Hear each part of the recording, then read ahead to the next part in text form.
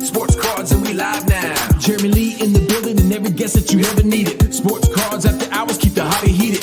Updates, hobby talk like you never seen it. Sports cards live and none could ever beat it. Sports cards is a lifestyle. Sports cards and we live now. Welcome to another episode of Sports Cards Live with your host, Jeremy Lee.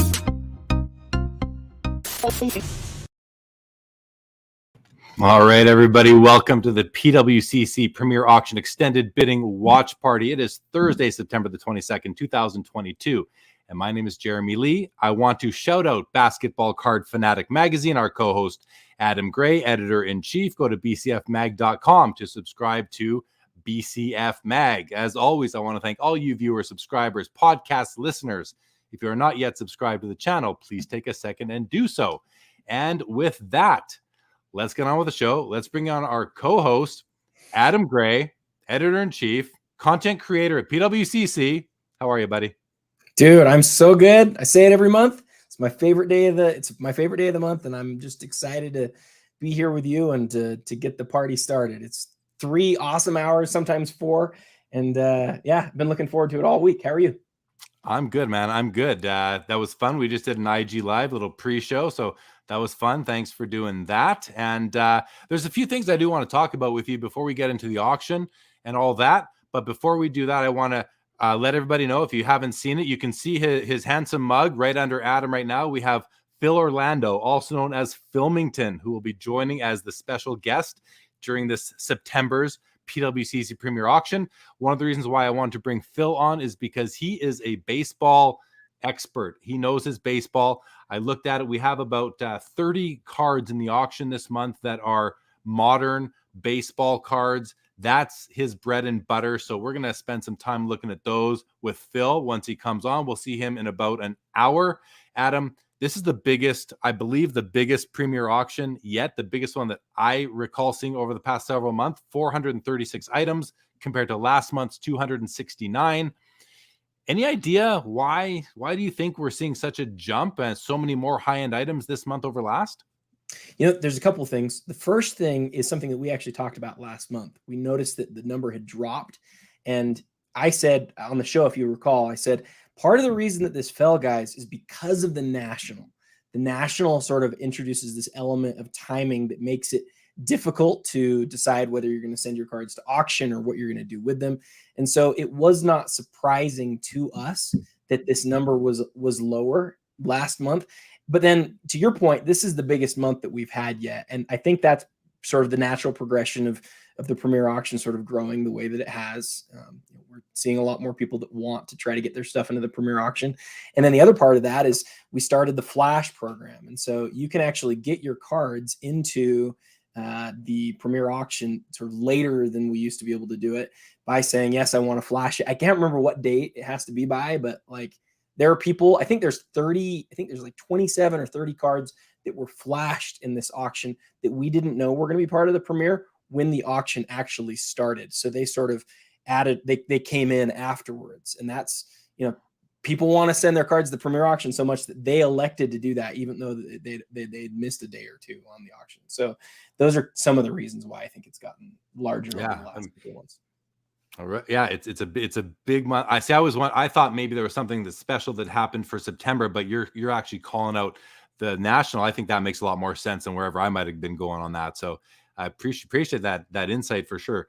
It does make sense to me. If anyone is joining and you're wondering why, you're used to watching Sports Cards Live and I have my typical background, you'll notice that it is totally different this time. I have set up a temporary studio here for myself in an Airbnb. I'm on family vacation, but I could not take off the premier auction. So here we are, and I hope I'm sitting on the end of a couch.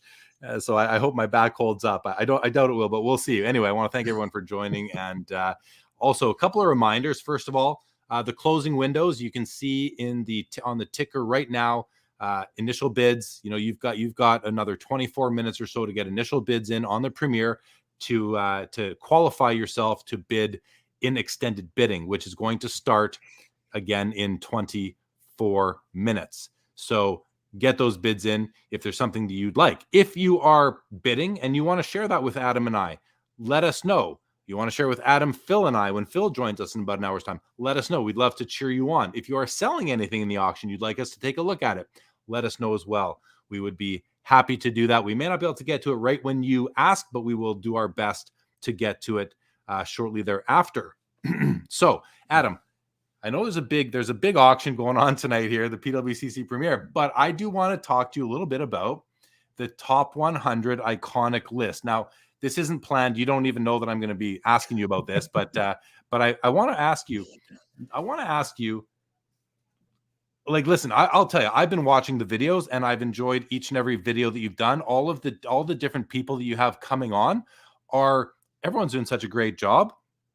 And I find it really interesting, and it's a good cross section of people. So, but what I want to ask you is, it's obviously a very, very subjective list, and you guys went out to 150 people that you consider to be, in the know within the hobby on a broad perspective, not just within a single sport or niche, and you received those votes. You compiled the list, and here we go. We're doing the countdown. I see, and I love how you guys, how you on your stories on Instagram are like doing comparisons and saying like which one should be more iconic. And so you're really trying to get a lot of content out of it. I think you're doing a great job with that. Here's the question. Finally, I'm finally going to get to my question is, what do you think about the response that you have gotten to it? I know you've gotten some positive. You also get some negative because people say, well, this has no right being there, or, but what do you want to say to the people that make those comments, and how are you feeling about the overall response so far? Man, it's such a good question. I'll take just a second on this, but the thing that's clear is that everybody's mad, and that's probably the way that it should be, because everybody who likes, there's people who like basketball who were really irritated that they didn't see a card for 2 weeks. And there are people who like vintage baseball who cannot believe that the Pete Rose rookie card didn't make the iconic 100 list. And there are people who are so angry because they're hockey collectors and they're like, we've only seen one hockey card so far, or 2 hockey cards so far. Guys, there's a lot of iconic cards out there. The idea of this was to take 150 really smart people, ask them what they think, and then regardless of what comes out, post it and say, what do you think? Now, for me, I'll give you an example that I think is just incredibly interesting. The Michael Jordan 2000 or EX 2001 card that has the 2 different credentials, the essential credentials now and future. I have 2 of the smartest people I know arguing opposite directions of this card. There's somebody who says there is no way that card should make the list. And there's somebody who says there is no way that card should have been anywhere near where it was. It should have been at least 40 spots higher. And I'm looking at both of these really smart people saying, I don't know what to tell you. I didn't come up with the answers here. Everybody else came up with the answers, and how they sort of come out is what it is. But what it's teaching me, Jeremy, is I have some blind spots. One of them was the 2003 exquisite limited logos of Michael Jordan. I didn't vote for that card, and I'm a big basketball guy. You know this, right? I'm not exclusively basketball, but for most of my collecting journey, I've been exclusively basketball. I didn't vote for it. It showed up in the 60s. It's like super respectable. And what I learned as I sort of looked at that is, you know what? Like, it's maybe the best known autograph patch set of all time. Like, kind of makes sense. Do I think of it as iconic? I don't, but other people do. And, the idea of like, what is iconic is, as you mentioned, incredibly subjective. So what comes out of it in the end? Well, as we're going up the list, there's cards that generally seem like they should be higher. And I think in the end, everybody knows what the top 3 cards are going to be. They don't know the order. And that tells you, and the fact that those are what fell out too, also tells you, well, at least these guys sort of like have a general idea of what iconic is. You can kind of guess what the next 3 or 4 cards will be after that. And so, yeah, I'm really interested to see, what the continued reaction will be. I think people are going to continue to be irritated because they think their cards should be higher and they think other cards have no business being on the list. But it is what it is. We asked the people and they gave us the answers, and we're posting it. And one other last thing. There's an athlete who's coming up here in the next 10 spots who has 2 cards. He only has 2 more cards on the list, and they're both back to back. And some people sort of suggested you might want to move things around a little bit so it's a little bit even here or there. We didn't move anything around. We took the numbers as they were, and we said, here's the list, period. And we'll stand behind it.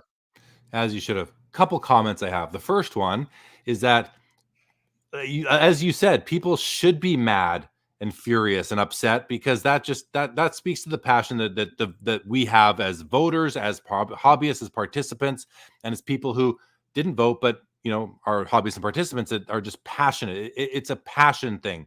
That's the first comment. Second comment I want to make is with respect to the 03 Jordan Limited logos. I believe that card is about to get more iconic, and here's why. And I know I'm going to weave in hockey here, but Upper Deck just put out a preview of the Cup, the 2020-21, the Cup, which is a year late, but it's finally coming out, and they are putting in a tribute to that limited logo. So you're going to see that design out there a bit more with hockey players, and you're going to get some great players on those limited logos. So it's going to become even more iconic outside of basketball and with hockey collectors very soon. And of course, I'm sure you'll have a Gretzky and a Crosby and McDavid in that set. So it'll actually make its way outside of just hockey and basketball. The third comment with respect to what you with the list, and I've told you this from the beginning, I think you guys need to do this again.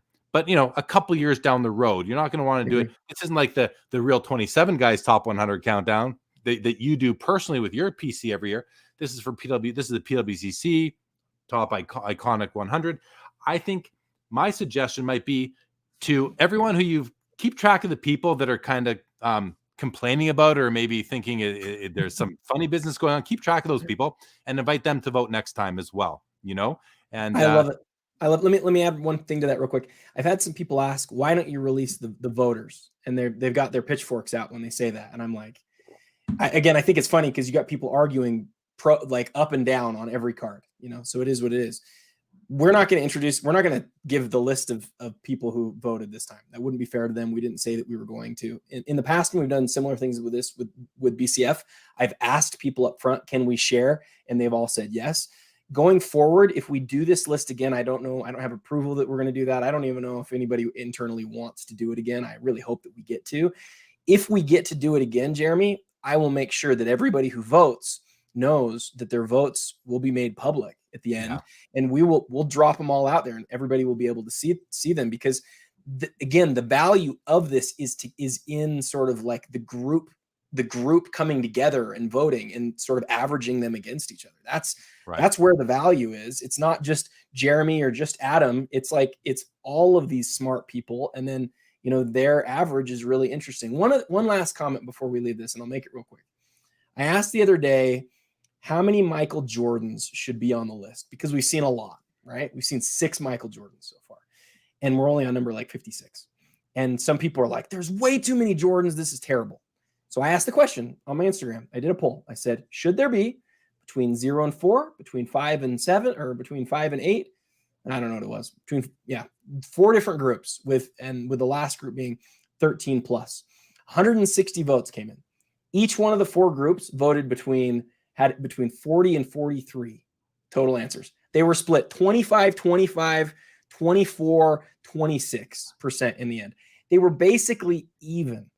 There is no consensus on what is truly iconic and what isn't. And this list is attempting to sort of show what is. But the fact is that some people are going to agree with it and some people are going to disagree. Do you think that Jordan should have 2 cards in the Iconic 100? Good for you if that's the case. Do you think? Yeah, good for you.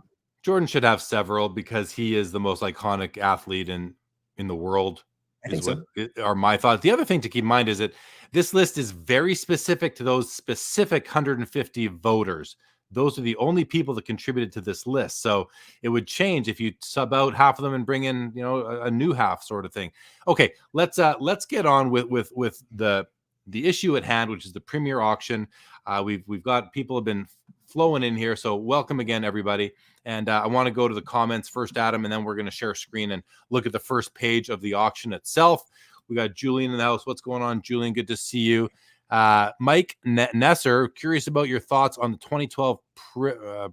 Prim. I don't know what that is. Kobe Prism. USA Gold. I believe this exact copy sold for $28K 2 years ago. Do you think it surpasses that, Adam? Do you think it's going to surpass it? I'm not familiar with the card.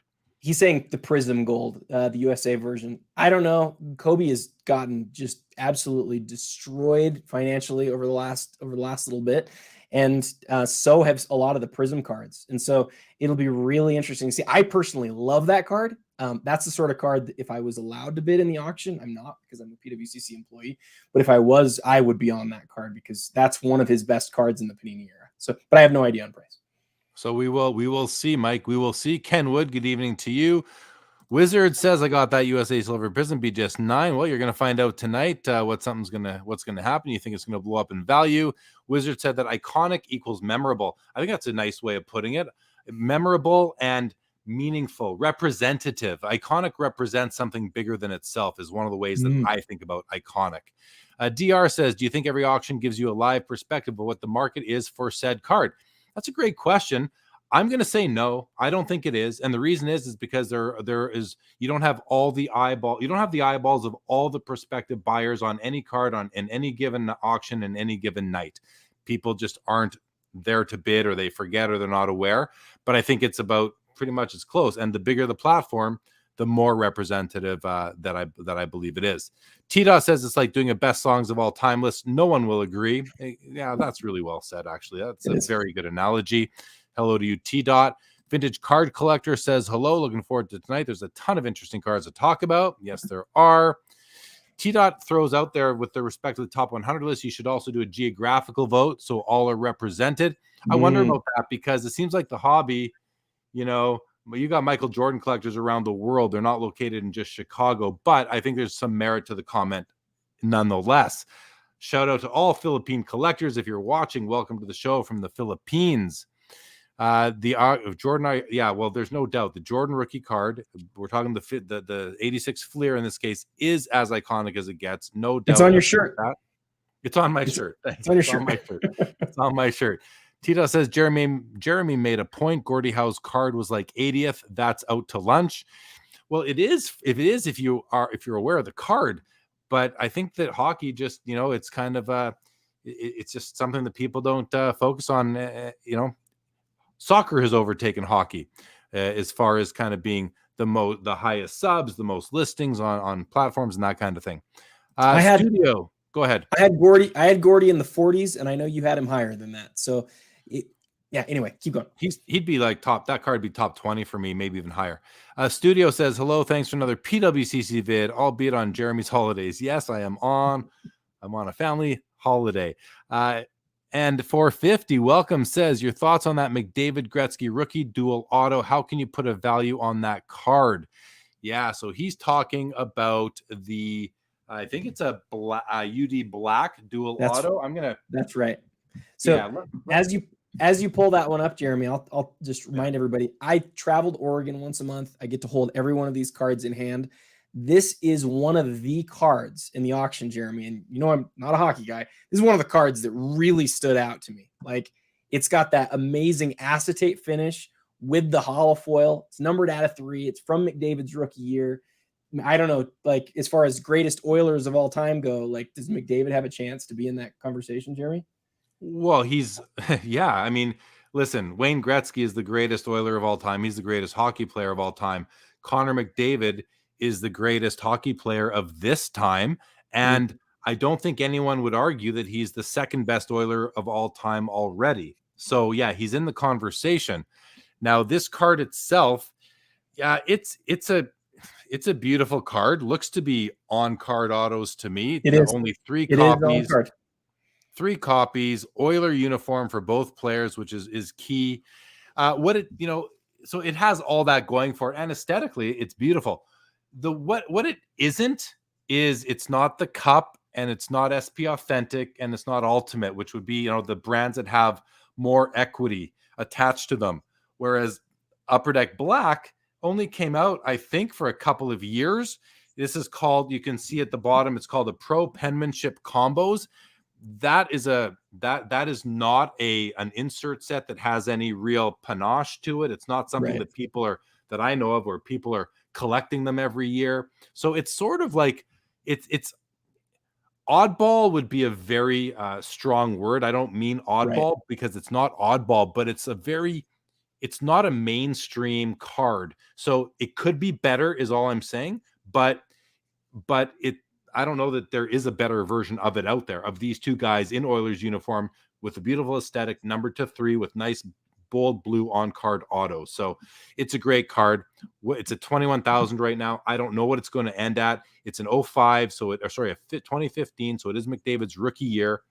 I mean, this thing, I'm not even going to guess what it's going to go for, but it's already at 25,000 with buyer's premium. Anything you want to add? Yeah, the thing that I would add is that we talk about this a lot, where if you look at a card and you say, what does that card have? And you say, what if I switch the logo at the bottom from UD Black to the cup? And what would that do to the value of it? And it in this case could make it where I don't even know what the multiple would be, but sometimes I sort of like go against the grain on that, and I go, but why? Like, aesthetically, I already said I think it's one of the nicest cards in the whole auction. And this might be a one to do the 360 on, Jeremy. It is, oh, maybe you already did it. It is just a gorgeous card. Numbered to 3. If you're a big hockey, man, look at that. Yeah, look, I want to just a couple of quick comments on this, and then I guess we can move on from it. But I want to just look at the comments coming in here.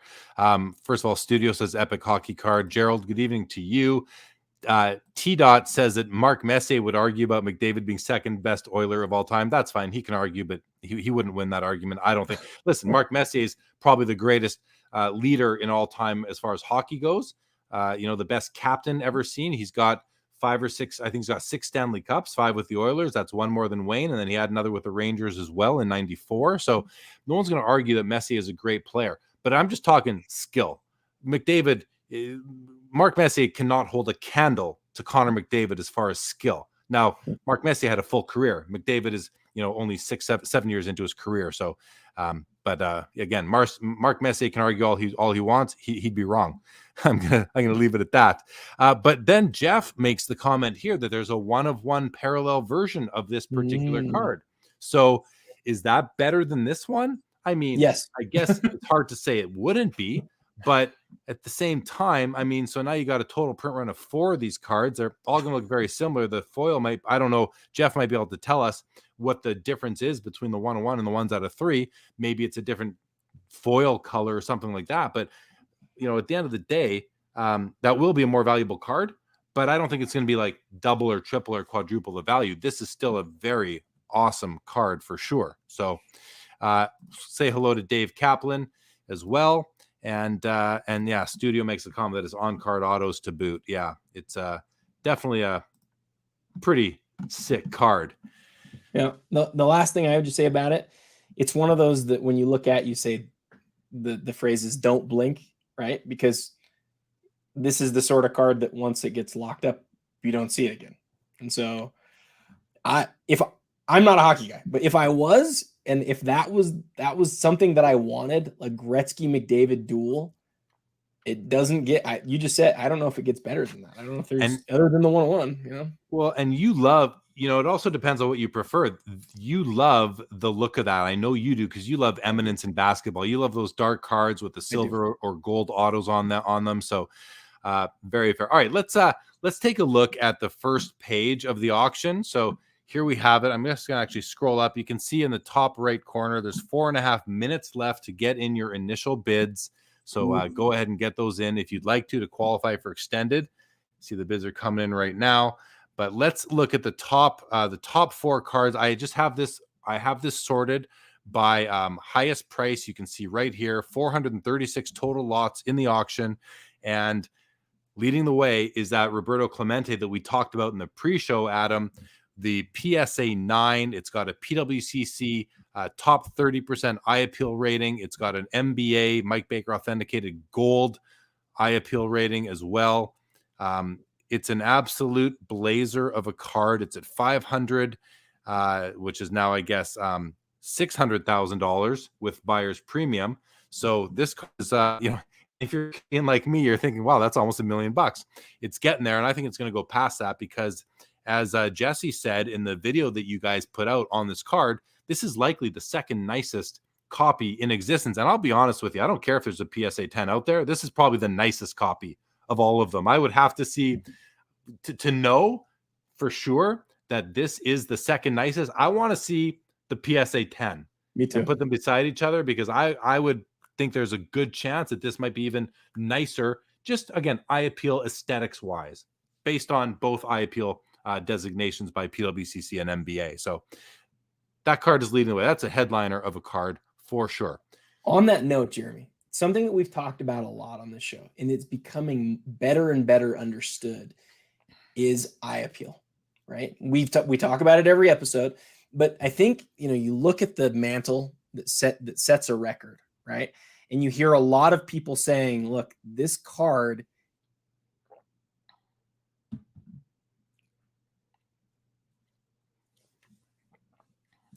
listen, is he frozen or am I? Can someone let me know in the comments? Is Adam frozen or am I frozen? Let us know. In the meantime, while I don't have, there you are. Lost you for a sec. I don't know if that was me or you. Yeah, I was just asking the chat to let me know. But you're back, so please continue. I was just saying that mantle card. I think one of the things that we learned from that is that people are sort of understanding more and more now that the eye appeal is really significant. And so your comment about the Clemente, in the past, some people would have said, no, the 10 is just definitely better. I'm kind of with you now, where the question is, well, I'd like to see the 10. I'd like to compare it to this 9, and I'd like to sort of make that judgment for myself. And so what we can do is we can't see the 10 right now. What we can do is we can look at this 9 and we can say, what is wrong with it? And the answer is, I don't know. Like it's just a smoking card. It's centered brilliantly. The color is incredible. It's just an amazing card. Yeah. And you know what? We could pull it up and I could go zoom in and look at it. I don't think we need to do that because it's already a mint 9. It's got both eye appeal designations. I think it says enough. Like, listen, I would be willing, if I could afford this card, I would be willing to bid on it without zooming in on it. That's how much I trust both the mint 9 PSA assertion on the grade. I trust that more because I got PSA's second opinion and MBA's third opinion on them as well, which just sort of solidifies that this thing is a very strong 9. Now, listen, I probably would still look at it, but I'm just saying, just to make the point, it's an absolute stunner of a card. We're going to continue down the row. We talked about these 2 Michael Jordans on each end in the pre-show on Instagram Live. If you didn't join us this month, feel free to join us next month. We're now doing a pre-show, Adam and I, on Instagram Live. We talked about both the Michael Jordan numbers piece and the emblems of endorsement, the emblems out of 15, the numbers out of 23. This is a BGS 9.5. This is a BGS 9. Both amazing cards, both in that $220,000, $240,000 range. And then we also have the Topps Chrome Gold Refractor, LeBron James rookie, PSA 9. I do love this card, Adam. Like if this to me is an absolute dream card, grail card. I don't own a copy. I likely never will. And I just want to call it, we have just entered extended bidding, everybody. So if your bids are in, you can now continue to bid and extended. If you are not, if you don't have bids in, you cannot continue to bid. We also talked to Adam about this card, the Noble nameplate, along with those other 2 Jordans. This is my favorite aesthetically. I love this thick hollow foil border around the patch. The autograph is this a sticker auto or is this an on-card auto? Well, no, there's nothing from 03 Exquisite. I think it's very much like the Cup. Like there's no sticker autographs from 03 Exquisite. Yeah, there are a couple cards in the Cup that are, but it's kind of the exception. We have a PSA 10 Michael Jordan 86 Fleer. We see these every month, so a good card to help us gauge what's going on in the hobby. Maybe that's not so as true as it used to be because we see this card so much, but at least it helps us gauge what's going on with this card. That's for sure. We'll keep an eye on it. I think the last one, we finally saw one dip under 200,000 in a recent auction. So we'll see what this one does. But I must say, this one from this view looks to be a very strong centering, corners, edges, looks really nice to me.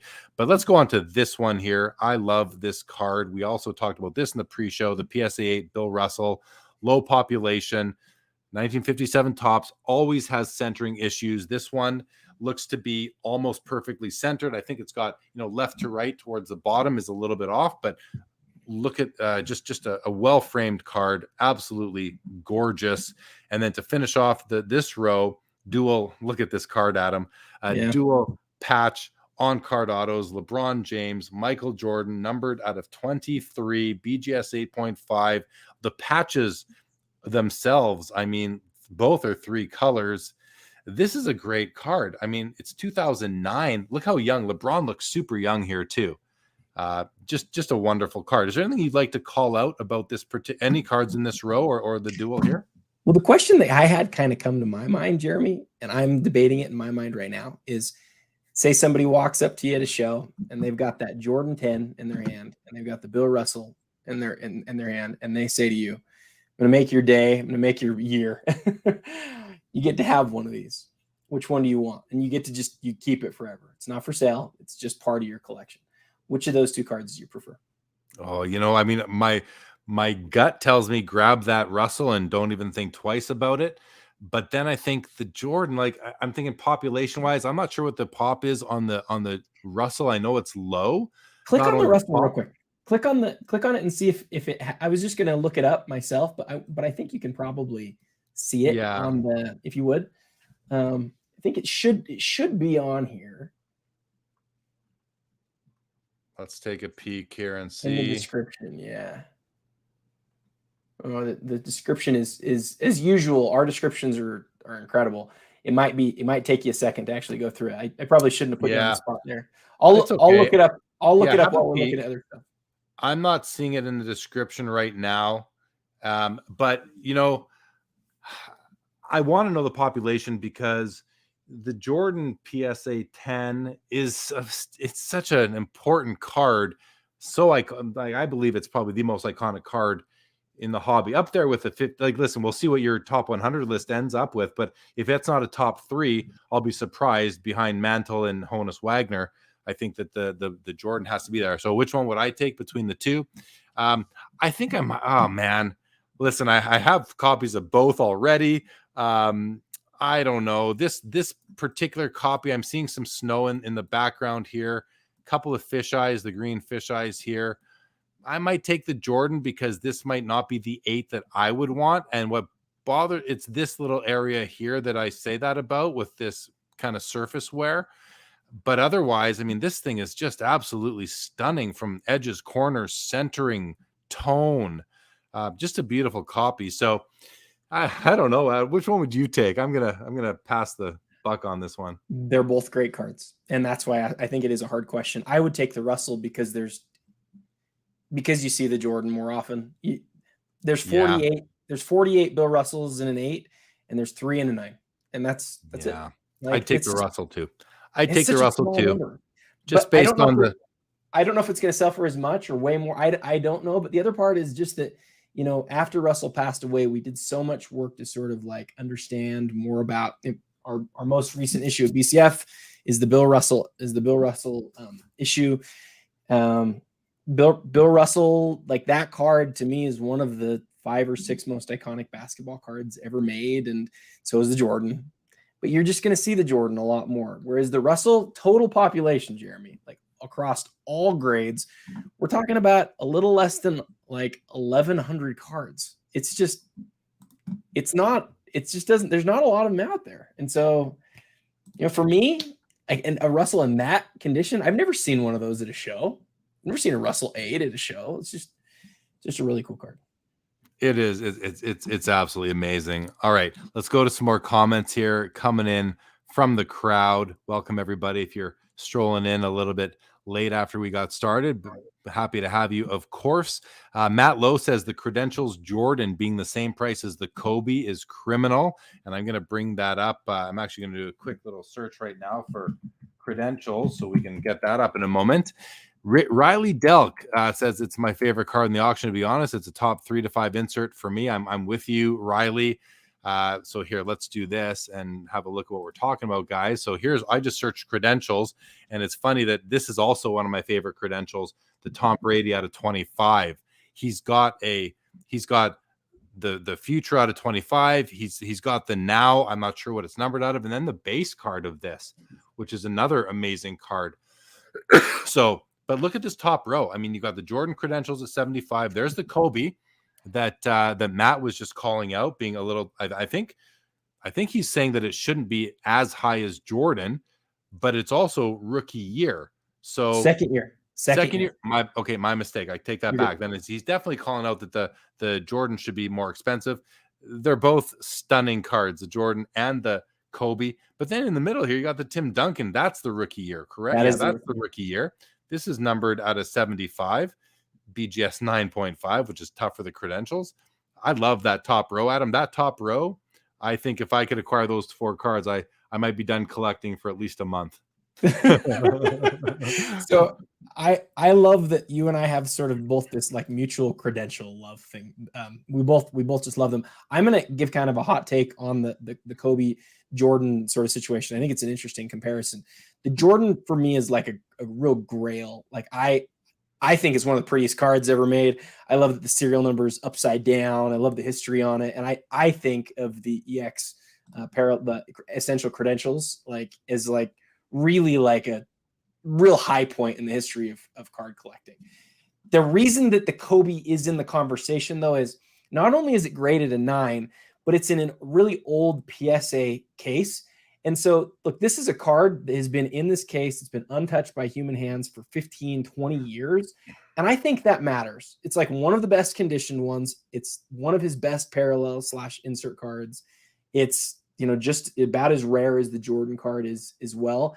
And so like, I think it's a reasonable question. Would you want one of the very best, if not the very best Kobe credentials or a really nice Jordan? Like, reasonable question. I don't know. I can see somebody taking the Kobe, but either way, I agree with you, Jeremy. They're 2 of my favorite cards in the auction for sure. I love the whole top row here. Well, it's actually the whole thing.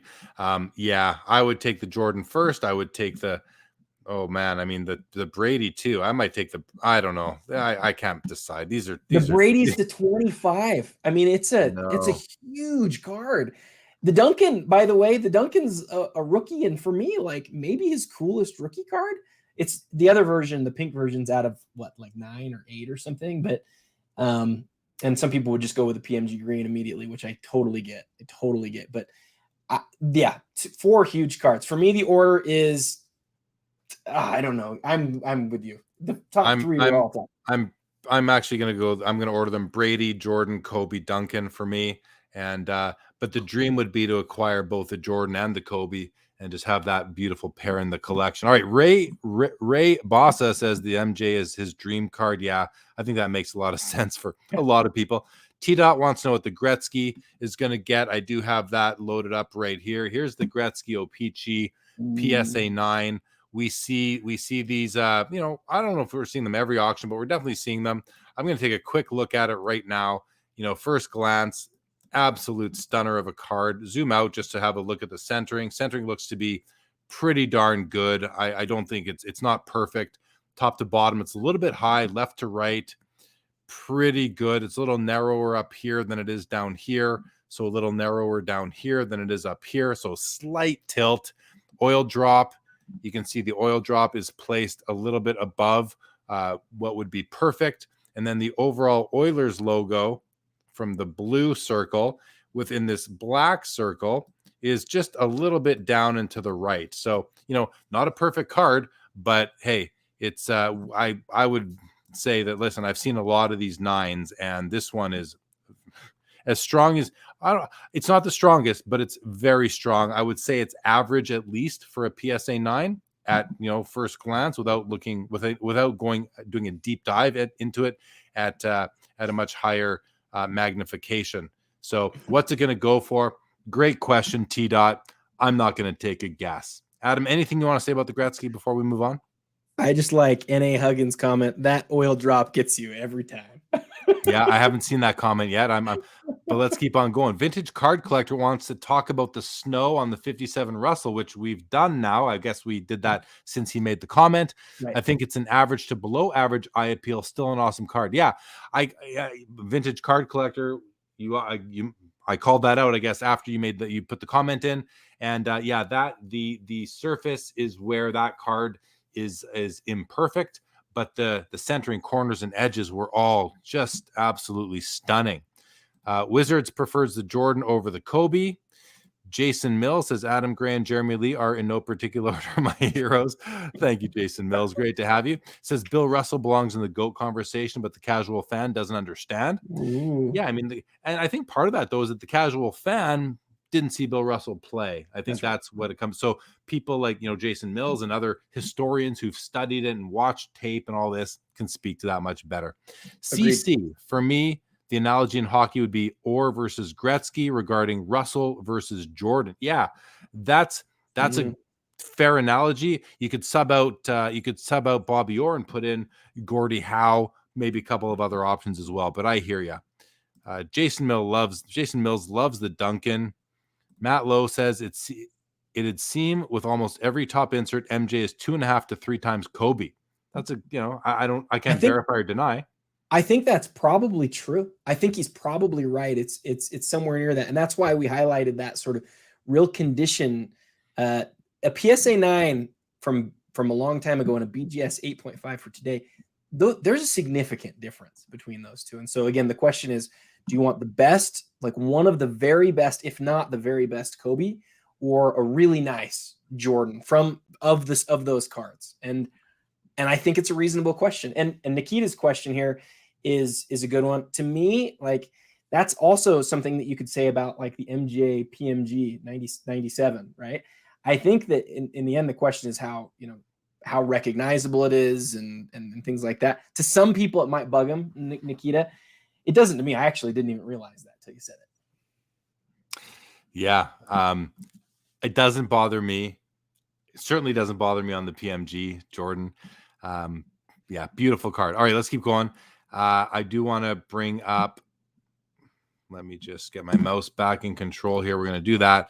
N.A. Huggins, the person buying the Kobe credentials probably already has a Jordan or two, and it's going to irritate me when I see it on my Instagram. Yeah, that's too funny.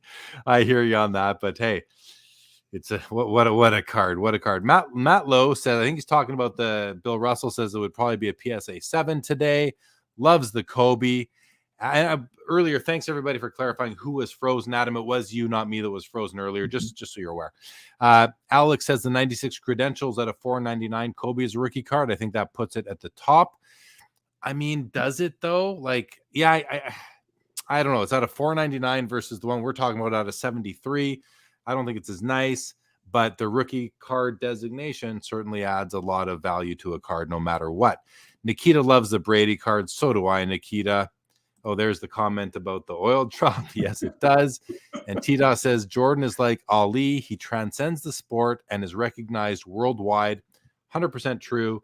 And, there's not that many athletes that we can say do that. You've got Michael Jordan, you got Muhammad Ali, you've got Tiger Woods, and you've got my favorite all-time athlete, Timu Solani. But outside of those four guys, I'm kidding.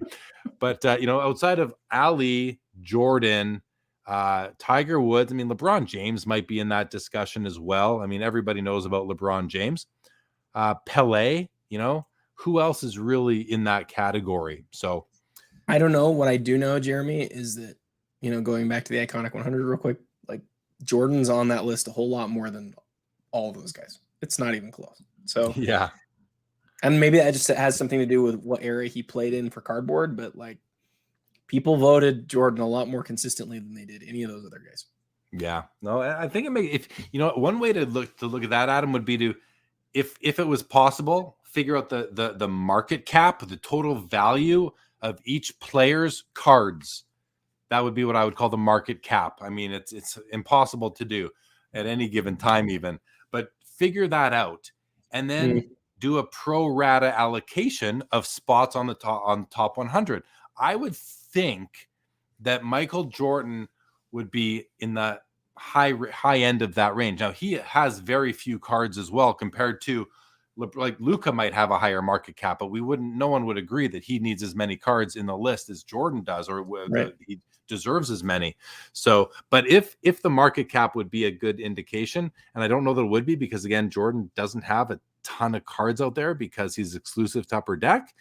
So, but even that, with that said, that's one of the reasons why his cards go for so much money, because he doesn't have a ton of options out there compared to players who play in the Panini era and are not exclusive to Upper Deck. So a couple of moving parts there. Jordan's that sweet spot where he doesn't have very much, but he has enough cards that are significant. Like, he's got a lot of cards that you can sort of just list off throughout his career, but especially through the 90s. that he really appeals to all types of collectors. There's Yeah, plenty of low end Jordan cards out there, but there's, for sure. I mean, how many $1 million cards does Jordan have at this point? It's like there's not one or two, like there's quite a few of them. All right. So a couple other athletes were called out by the chat as far as being kind of iconic and transcending the sport. And hard to disagree. Jackie Robinson says Nikita. I mean, I would never deny that, like it's Jackie Robinson. To me, he's more iconic than Mickey Mantle. And then the cards would follow suit. Hulk Hogan. I mean, I didn't think of Hulk Hogan, but I mean, I'm not, that's a pretty good shout out as well. This next one, this next one, listen, Don Bradman, cricket goat. Maybe he's iconic as an athlete in the cricket world, but he certainly is not even on the radar as far as sports cards goes. And I don't know if it ever will be, because cricket is just not synonymous with sports cards like baseball, hockey, basketball, football, and soccer are at this point. So I got to kind of give one of those to Don Bradman, but hey, there's more and more people showing interest in cricket cards, which is very cool. I mean, I'm sure if you know that sport, you find it very interesting. Nahuggin says, if I buy one of these cards, do I get an NFT of Adam's video description? That's a pretty neat idea. I don't know. Probably not an absolute no, right? Maybe. I'll make it if people buy it. I don't think people are going to buy it though. N.A. Huggins. Some of the descriptions are certainly better than others. So maybe one of the really good ones will be able to sell. I don't know. T-Dot says, just look at the market cap of the Air Jordan brand. And I mean, yeah, like bingo. Eric, welcome, says, where the heck is Jeremy broadcasting from? I don't like the change. Get back in your office where you belong. I know, Eric, I am broadcasting on the road tonight. I am on a family vacation. It's literally a family vacation. What I mean by that is that I brought my family with me, but we are in Winnipeg. I'm in Winnipeg, Manitoba right now, guys. I'm just north of North Dakota in an Airbnb. This is where I'm from originally, and I have a ton of family here. So we brought my little kids are 5 and 3, and we brought them out here to meet all of my cousins, kids. I got a ton of cousins and a lot of kids, and today my little kids met 5 of their cousins, all young, and it was just one of the best days ever. So, and we got several more days of it. Bo Jackson, says Nahuggins. I mean, Bo Jackson is another one who, listen, if his career was longer, I would definitely think he could have been, because he was a 2-sport phenom who excelled in both. And but I don't think he's there. I just don't think he's on the same level as the other people, even the ones that were just called out, even like the Hulk Hogans and the Jackies. But he's definitely up there with Don Bradman. I'll give him that. Matt Lowe says, only man with more love than Black Jesus is Jesus, and that's debatable. Okay, Matt. T-Dot says, when a kid in Egypt dreams of having a pair of Nike Airs, you're the goat of goats. For sure. And Vintage Card Collector says, sounds odd, but can you discuss the Abe Lincoln Washington cut auto and thoughts in general on cuts like Babe Ruth, etc.? Adam, can you start speaking to that while I bring up the card? Yeah, of course. We did a special video for this one that aired on the PWCC Instagram page, and it was really cool being able to sort of think about what this card actually is. To think that there can't be more than a few artifacts in the whole world that have these 2 autographs on them, and what Razor, this company that around this era put together several products, what they were able to do here by combining both of these guys on the same card is really cool. It's just one of those things where you're like, wow, this thing that I'm holding in my hand here was signed by maybe the 2 most famous people in American history. Like, that's unbelievable. I don't know what more you want out of a card. Now, the fact that it's, from the Razor brand maybe makes it not worth as much as if it was from like Upper Deck or something like that. But again, beggars can't be choosers with stuff like this. It's a historical, sort of recognizable, incredible item for anybody. Some of the stuff that we look at here, guys, you could take to your work and people would be like, I don't know what I'm looking at. But if you took this to work and you said, I own this thing, it's actually like from historical documents signed by Abraham Lincoln and George Washington, I just think it's incredible. But what is the value of something like that? There's so little data that, basically what happens tonight determines what the value is of it. And I don't have any idea what's going to happen. It's going to come down to what someone's going to pay tonight. We're going to find out. This will be a fun one to watch. I'm actually going to favorite it, so I don't forget to come look at it a little bit later. This is the next row that we haven't looked at yet. I'm going to leave it up for people to look at while I go through some more comments here. 450 card says, Adam, question, do you lose your voice after a day of describing cards on YouTube for the Premier Auction? Do you? So it takes me like 3 or 4 days, and all I do is sit and record amazing card after amazing card. And people keep asking me, aren't you getting tired? Is your voice getting tired? I could do it for twice as long as I do it. Like, I love it. It's one of the coolest things in the world to just, like, each card you pull up, you don't know what the next card's going to be. Pull it out of the box, and it's like, oh, here's another, $100,000 card, amazing card after amazing card. But I haven't lost my voice yet. I've gone strong so far. All right. Ed Seat calls out Ken Griffey Jr. as one of these potentially transcendent athletes, but you're nodding. I'm going to shake my head on that. I just don't think so. I don't think enough people outside of like North America and sports fans know Ken Griffey Jr. anymore. What do you think? Am I out to lunch on that? I guess I was asking a different, or I was nodding my head to a different question, which is, does he have like an extremely iconic card? And I think Griffey's 89 Upper Deck card is one of the most iconic cards ever made. But as far as athletes go, if you're going back, sorry, I didn't realize we were going back to that conversation. Yeah, he's not Hogan, which is interesting that we're talking about Hogan and Griffey. Hogan is, I think, more recognizable in the big scheme of things than Griffey. Not like they're not eons from each other, but like I would put him below Hogan. Would you? I would put Griffey as a less iconic athlete than Hulk Hogan. I feel weird calling wrestlers athletes because they are athletes physically, and the condition they're in, they're definitely athletes. Maybe I should say I find it awkward calling wrestling a sport, even though sport is competitive and physical, but it's scripted. So is it predetermined? To me, sport should not be predetermined. All that said, who cares? It's entertainment. He's beloved. I'm a Hulk Hogan fan. I have been since I was a kid, so I'm not putting him down. And with all of that, I would say, I think Hulk Hogan is probably more iconic of an athlete than Ken Griffey Jr. Jim calls out Lewis Hamilton and Michael Schumacher, a couple of F1 racers, and I'm not gonna. I don't feel qualified to even share an opinion on these two guys because Uh-oh. Well, guys, I think we just lost Jeremy. Can you guys confirm? Yeah, no. I backed up by accident. Sorry, I'm back. Okay. I left the studio by accident. I had like deer in the headlights moment. I was like, did I get lost? Did Jeremy get lost?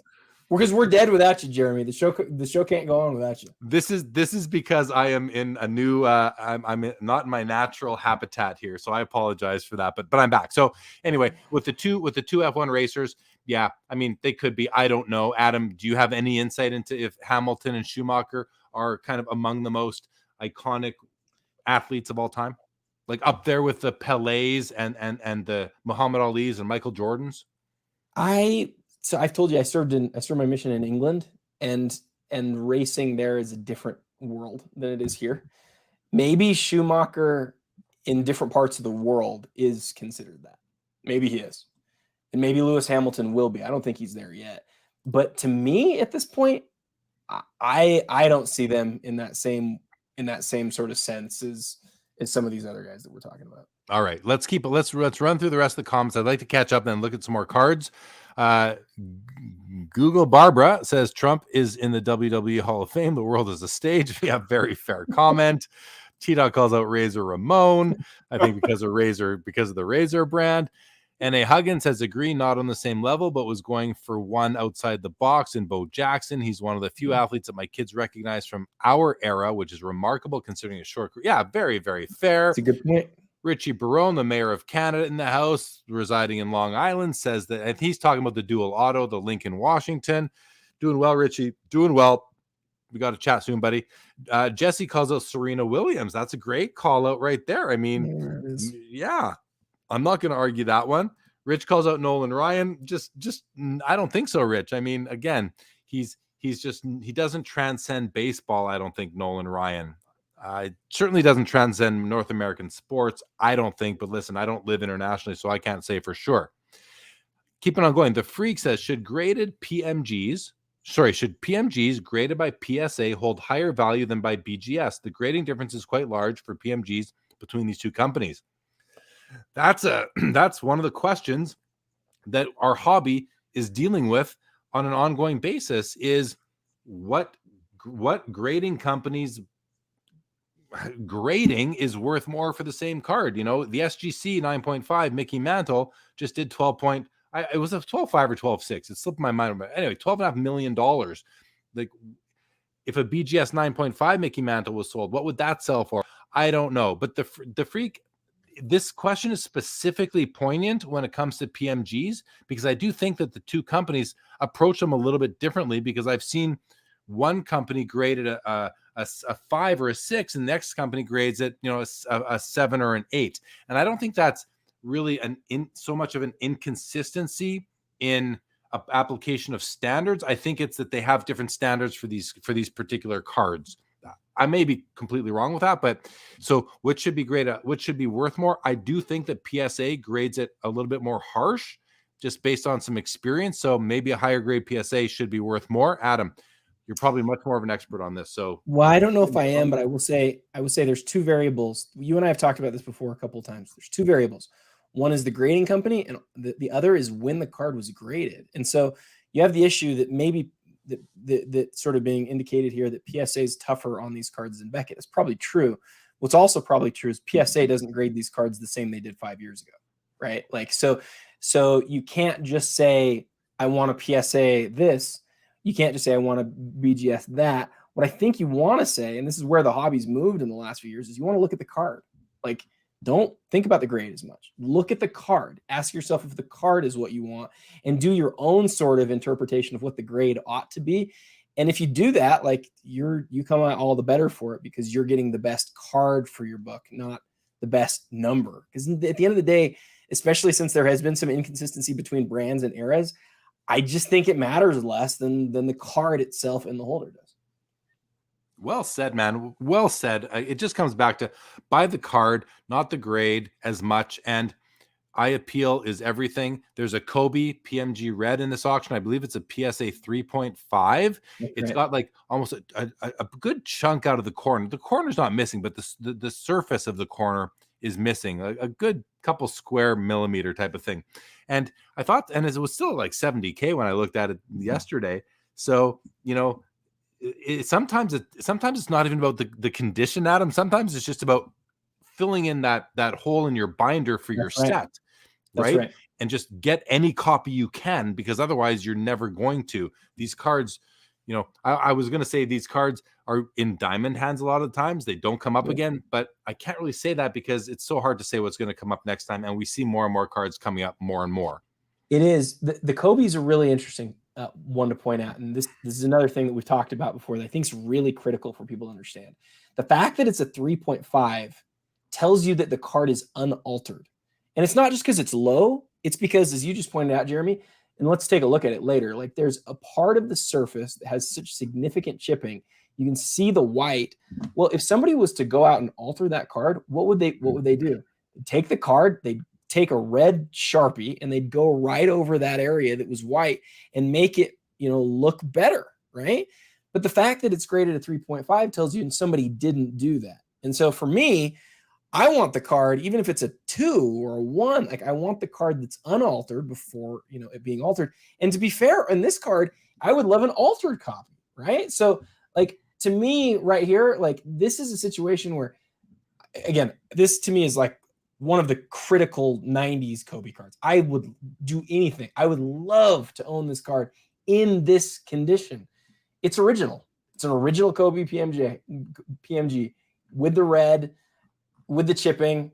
It's fantastic. And leave it just like it is, and love it. And to me, like, I don't care what the grade is on it. Yeah, like, and you know, it is what it is. Look, it's got issues on the edges. The bottom left corner here has like a ridge. It's almost separated. There's some red left over here, and then you got a white, you know, missing color, and then you've got red again. I think that's kind of neat. The bottom edge has several defects all along it. So, but obviously, I don't even mind this so much for a PMG, but this is, you know, on any other card, this is like killer. but it's really comes down to this top right corner, even the top edge. You got some chunk missing right there all along. But this is the one where like, I don't know, if I owned this card and I was looking at it, I think my eyes would be coming to this corner quite a bit. But listen, it doesn't matter. 85,000 plus buyer's premium. This card's already over $100,000. Okay, I'm going to run through. We have our special guests in the back. I'm not going to bring you out quite yet, Phil. I'm going to bring you out in a couple of seconds. I want to run through the comments to make sure we can kind of start fresh with Phil when he comes back. So I'm going to do this, and I'm going to Jason Mill says, Adam, did you think I was going to open that case in my video the other day? Sure, I wanted to. N.A. Huggins says it's all entertainment with respect to our conversation about Hulk Hogan. Hello to you, Jerry Hotch. We got Ed C. calls out Pele. I agree with that. Eric says wrestling is not a sport, but they are great athletes. Agree. Josh Packham, any tennis players make that list for you? We did talk about Serena. I think she would. I mean, when I was growing up, it was all about Bjorn Borg. That's who I remember back in the early days. CB Collection says it's like Undertaker versus the Hulk. Eddie Merckx is the greatest cyclist of all time. Lance Armstrong isn't a terrible call out by any means. I mean, he's had some controversy, but he's definitely an iconic athlete. Nikita says LeBron or Curry, who is more iconic worldwide. LeBron, I would think, is. Richie Barone says, I'm too Canadian. I'm definitely Canadian, Richie. Tita says, what do you guys think about the Pop 1 PSA 9 star Jordan that sold for $400K? I mean, nice sale for the seller, and a nice pickup for the buyer. Very low population, very scarce, and that card is super hot. Neil Armstrong autograph, great card. T-Dot thinks it's ludicrous, I guess, on the star card. Dave Bolaton says 52 Tops Mantle and T206 Wagner are iconic cards. Grading company doesn't matter. Yeah, definitely agree with that. Jerry says, am I one of the only collectors who doesn't care about graded cards? I collect for the joy of collecting, not what a card is worth. No, you're not one of the only ones, Jerry, at all. A lot of people collect just like that. N.A. Huggins says, seems like just getting a number grade from PSA on a PMG is a win. I mean, I've submitted a 2012 retro that didn't get a number grade, and I was still happy to get it slabbed even. So buy the card, not the grade, for sure. Vintage card, look at the Iverson Red PMG BGS8 with that edge chipping. It's probably a 4 or a 5 in PSA. I mean, we can talk about this all day long. Dave Kaplan says, okay, you know what? Hold on. Phil, are you ready to join us? He is ready. We got a lot of comments. We got a lot of comments. I don't want to keep Phil waiting. He's been back there for 4 minutes already, which is quite a long time when you're just hanging out. So I'm going to take this comment on. Let's bring out Phil Orlando, Filmington. Welcome to the show, buddy. How are you? Doing pretty good. Thanks for having me on, Jeremy. Appreciate it. Yeah, well, you're welcome. And as I mentioned earlier before you came on to the crowd, we've had on, we had John, the basketball card guy. He's been our special guest on the program for the last 2 or 3 episodes. It was great. We'll have him back. It was great having him. But I wanted to mix it up a little bit and bring in somebody who can speak with real expertise on a different genre. And Phil, as far as I know you, and you've been on Sports Cards Live with me before. I've watched your content. You're a modern baseball guy. You follow the sport. You dive into the stats. You love the cards. You love the hobby. I thought bringing you on to talk about some modern baseball. There's like 30 cards that really fit, I believe, your niche. Not to say you can't speak to vintage as well, but kind of why I wanted to bring you on. So welcome. I hope people enjoy what you're going to bring. And we're going to do a search of just the cards that I think you can speak to momentarily, and we'll kind of touch on it every so often. But once again, welcome to the show. Great to have you. Anything you'd like anybody to know about you, where they can find you online, anything like that? Pretty easy to find.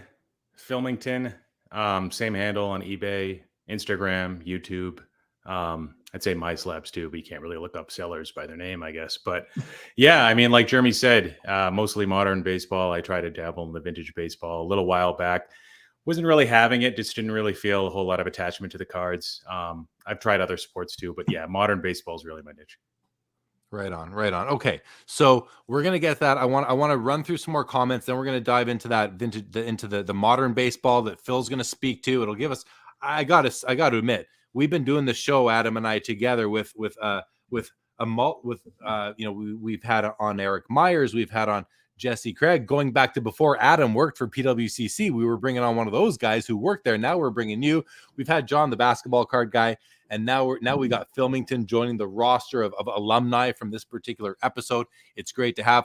Let's run through a few more comments. Dave Kaplan calls out the Mickey Mantle, says, check out the 52 Tops mantles, which we did that earlier in the pre-show, especially. The BVG 1.5 is seriously overperforming, while my PSA 1 is still a steal. Well, I don't know about that, Dave, because if we look at those two cards side by side, the BVG 1.5 is seriously beautiful, and your PSA 1 is seriously not so beautiful. But listen, Jeremy, let me just say real quick. In the pre-show, David, I was all over your PSA 1. I was talking about how it was such a cool card. Jeremy just totally trashed it. He just totally trashed. Just kidding. He didn't trash it. We had a really good conversation about it, and I think, Jeremy, it's a good idea. At some point, we should pull those up. Yeah, we will. We will pull them up again. And I told Dave, I said, listen, remind me during the show to talk about your mantle, because that's what we like to do on the show is, if you're watching the show and you have a card in the auction and you'd like us to look at it, bring some attention to it, like happy to do it. If you're bidding on a card, happy to do that too. So let me just do the search really quickly. We'll bring up the mantles. In the meantime, I'm just going to run through. T-Dot says it's nice to have the best of the best condition-wise, but I still love a 3 Gretzky compared to a 7 for the money. Very fair. Nikita, the BVG 1.5 mantle is truly extraordinary. It truly is. And Alex says the same thing. Dave says we'll see more 52 mantles in the next 6 months than we've seen in the last 3 years. Junkyard says I centered 4 with some cornerware. A center 4 can bring more than a sharp. Yeah, eye appeal is so important in this.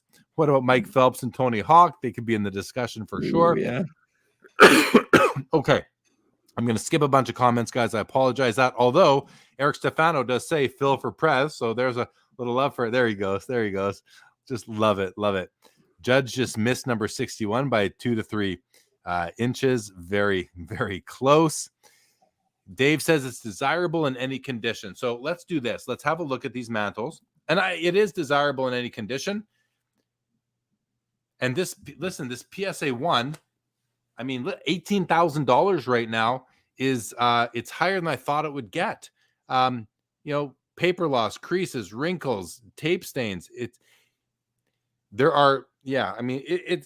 a weak one. I would say it's a weak one, but like Dave says, it is desirable in any condition, and this is the best that most people can afford. So it comes down to do you want to copy the card or not? And if you do, you might have to go with that. But the BVG 1.5, there's no doubt about it, is a far superior card any which way you look at it.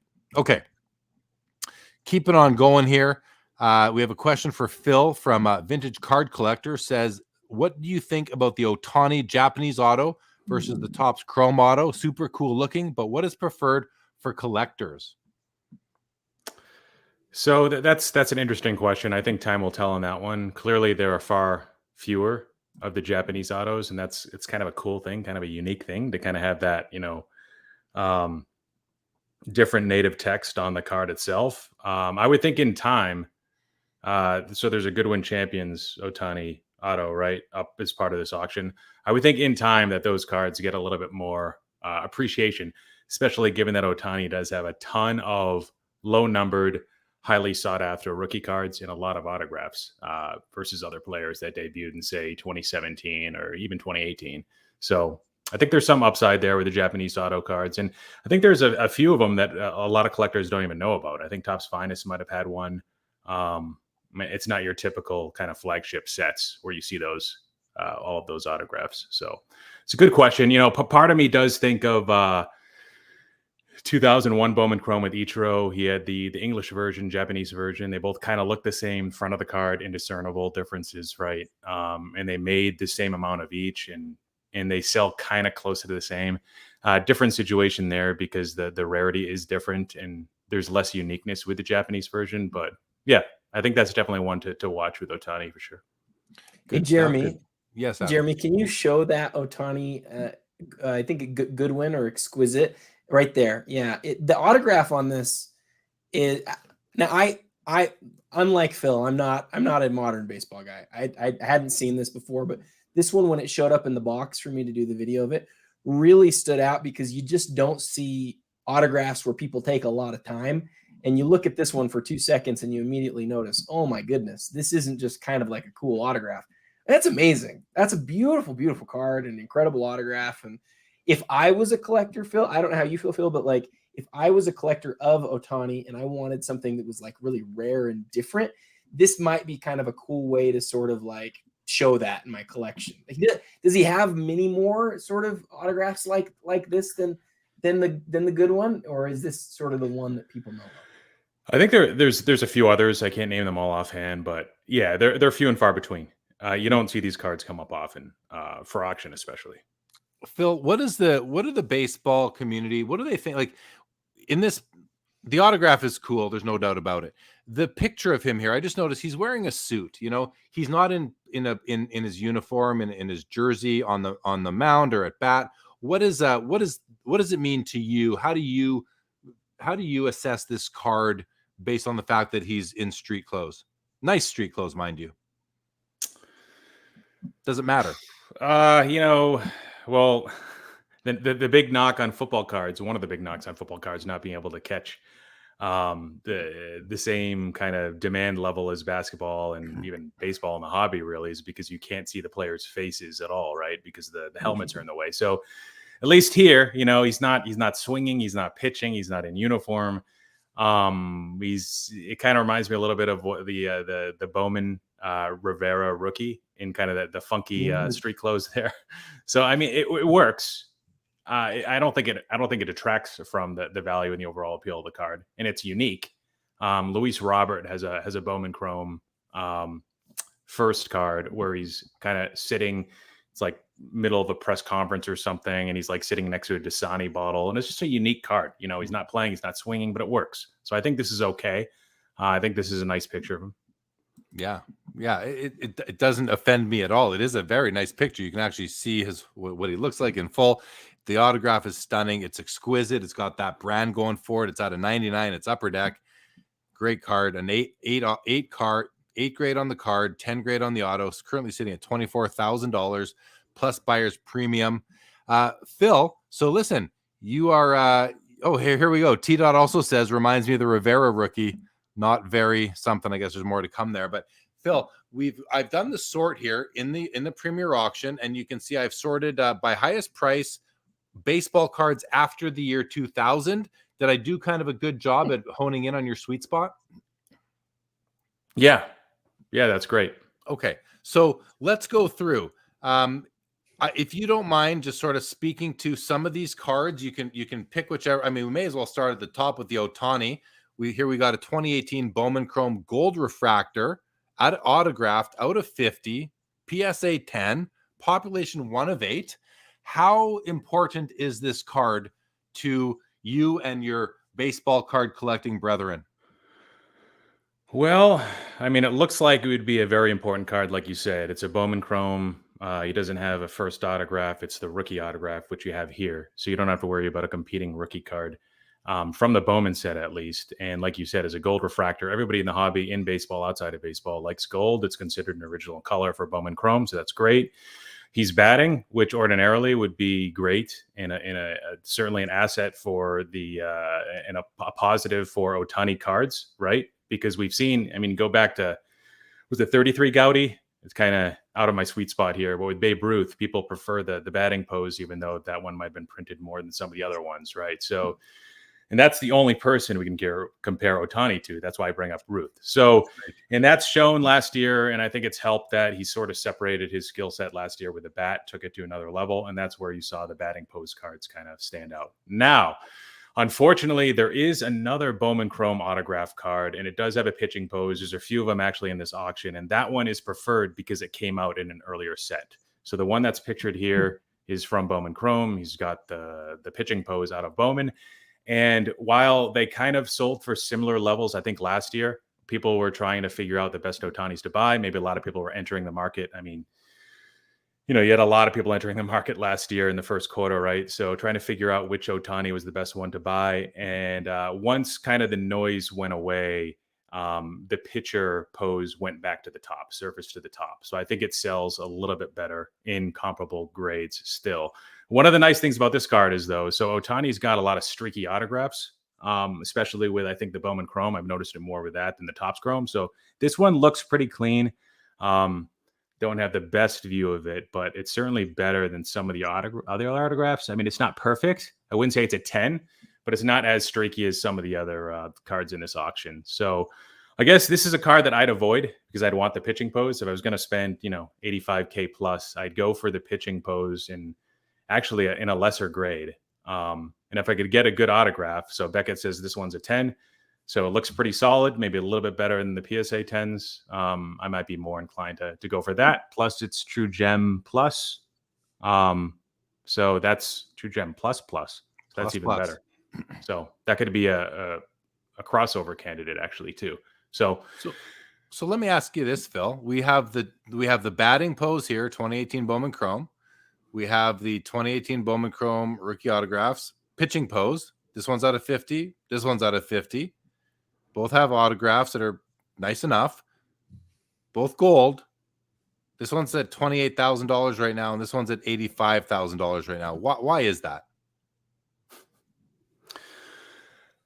Well, Gem 10. I mean, so one of the cards we're going to talk about soon kind of shows the contrast with the high end market, and it's across all modern sports that I've noticed it for. You see PSA 10 really start to dominate BGS 9.5, even more so with those upper echelon cards. So you might see like a 2x multiplier if we're dealing with a card that's, under 20K, under 10K. But once you get into the Pujols territory there, then you start to see that really blow up. So I think, somebody's going for the PSA 10, they're truly going for an investment grade example of an awesome Ohtani card. But, I think it might be a little short-sighted unless I'm missing something that I can't see. Maybe the back of the card on the Beckett, maybe it's overgraded. I don't know. But I think I suspect that will close. That gap will close rather than narrow, rather than expand over the next few minutes here as we wrap up. But wow, interesting. Okay, so the next question I want to ask you is, I'm looking across this top row, and I did sort by highest price. And you've got the Ohtani, you got the Juan Soto, you got the Pujols, and you got the Trout. Now, for me, as and I do not follow modern baseball, but I hear a lot about it because I'm so entrenched in our hobby. And I don't collect any of these guys. I do have a Pujols. I have his SP Authentic rookie card, and I'm happy to have it. I've had it for a while. Actually got it off the Mayor of Canada, Rich Barone, who's in the chat here, or was earlier. In any event, if I were to look at these four cards, and I was kind of deciding to buy one or two of them, the player I know the least about, that I hear the least about, is Juan Soto. I'm very familiar with Pujols, Trout, Ohtani. Is there that's my perspective. What are the baseball experts? How do you rank these four players, and how do you rank these four cards? I mean, that's a tough one because it's sort of apples to oranges. But I think prior to this season starting, I think Soto and Ohtani were kind of neck and neck with regards to just like hobby desirability. And I think Ohtani's pulled ahead of Soto. Soto hasn't had the best year. He's walked a lot, but hasn't really done much in the way of putting together a season like on par with what he did last year, which was arguably one of his best years. So this is probably his worst statistical year. Now, I mean, Soto, a lot of people think that Soto's like his peak level would be Pujols, but the issue there is that Pujols is closing in on 700 home runs, and Soto hasn't yet hit more than 34 in a season, right? And this is his 18, 19, 20, his fourth I wouldn't say full season because his rookie year was a little bit shorter, but let's say third full season. So the issue with him, and I wouldn't say it's an issue, it's just more of a difference, is he doesn't quite have the launch angle to be able to get to a 40 home run season unless he makes tweaks. This is a guy that's still super young. And I think he was the quickest player ever to get to 500 walks. I think that just happened. So he's got tons of upside. He's not yet in his prime. I think he's just going to get better. But him and Pools are similar because they contribute with kind of like the pure hitter type things you're looking for. You're looking for a high average, high on base percentage, and power. But again, he's not quite at Pools' level with the power, but he's ahead of Pools probably with regards to plate discipline, especially at his young age. Wow. Okay. Now Trout, obviously, you know, what's this, five years in a row where he's missed significant time, or at least some time. It's going to be 4 years in a row where he finishes, or 3 or 4 years in a row where he finishes outside the top 3 for MVP, which is sort of an issue for Trout. But he still has, you know, if you look at the first 10 years of his career, it's right up there with Pujols' first 10 years, which is, I'm sure you know, Jeremy, Pujols was much more dominant in his first like 10 to 12 years. Now, a lot of people will look at the numbers and say that Pujols was a lot better, but from a WAR perspective, because Trout played above average center field, and WAR gives you a little bit of bump for playing a more premium position. Center field is one of those, shortstop's another. First base is not. Pujols played a little bit at third base, but not really much at all. Of course, Trout had the base running. He stole 40-plus bases a few times. So if you look at their overall capabilities in their first 10 years together, their WARs are actually very similar, and Trout did it in fewer plate appearances. But Pujols has stayed healthy. He's avoided injuries. He hasn't been that great up until now over the course of the last 5 years or so.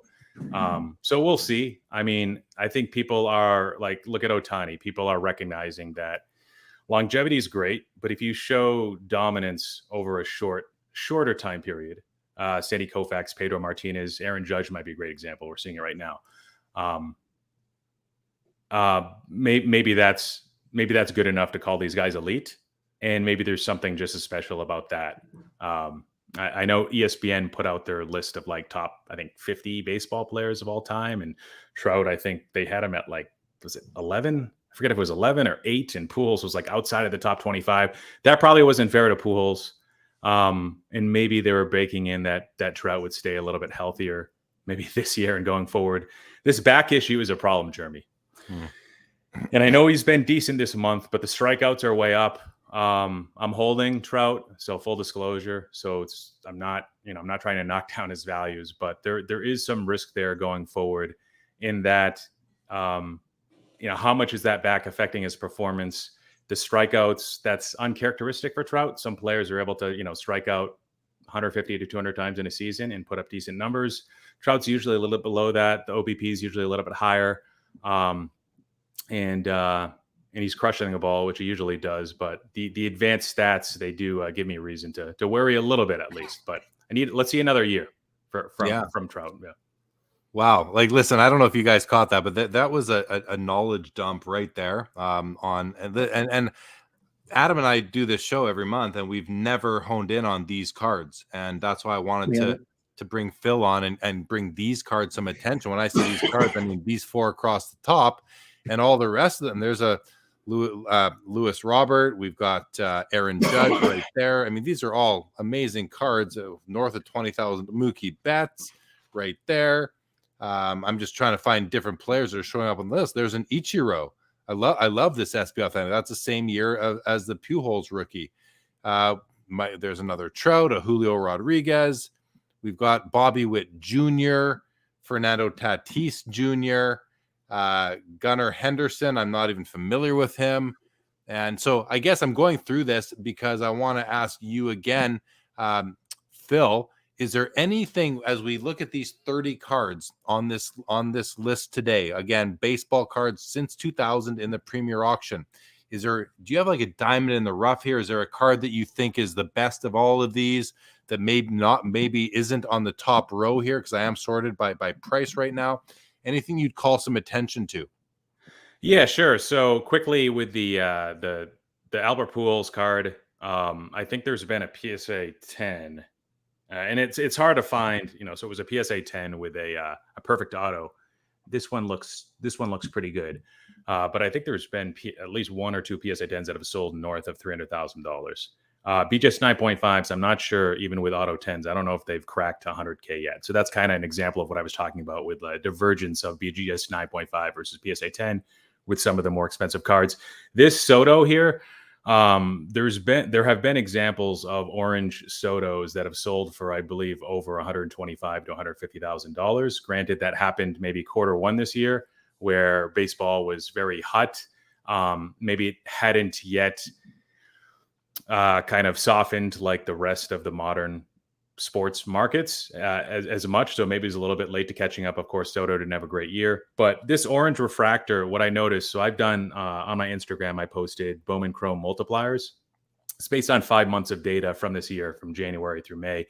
And what I noticed, one of the biggest changes in my findings were the true orange, which this is. You saw a huge range. I used to see between 10x to 15x multiplier off the base. And then when I initially revealed my findings, people told me like, "Whoa, hold on, orange looks low." The reason why orange looked low was because I didn't look at sites away from eBay enough. And what people have been doing is they're starting to list more and more. Of course, Adam knows this. Starting to list more and more high-end cards that would have normally went on eBay through third-party auction sites like PWCC. So I started to grab more data from PWCC, Golden, etc. What I noticed was there were some orange autographs of Soto, Tatis, and others that were selling for, again, the multiplier, what I was used to was like 13 to 15.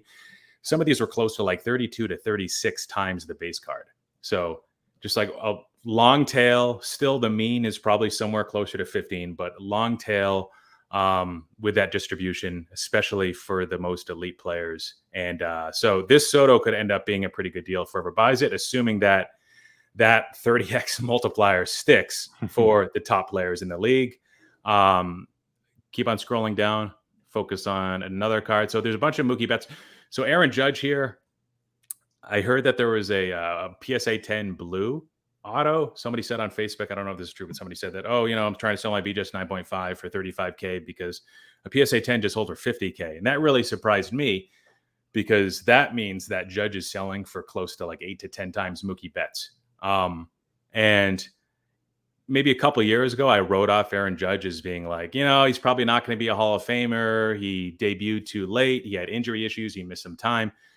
But he's already at like a 30 Fangraphs WAR based on the 11 WAR that he's putting up this year.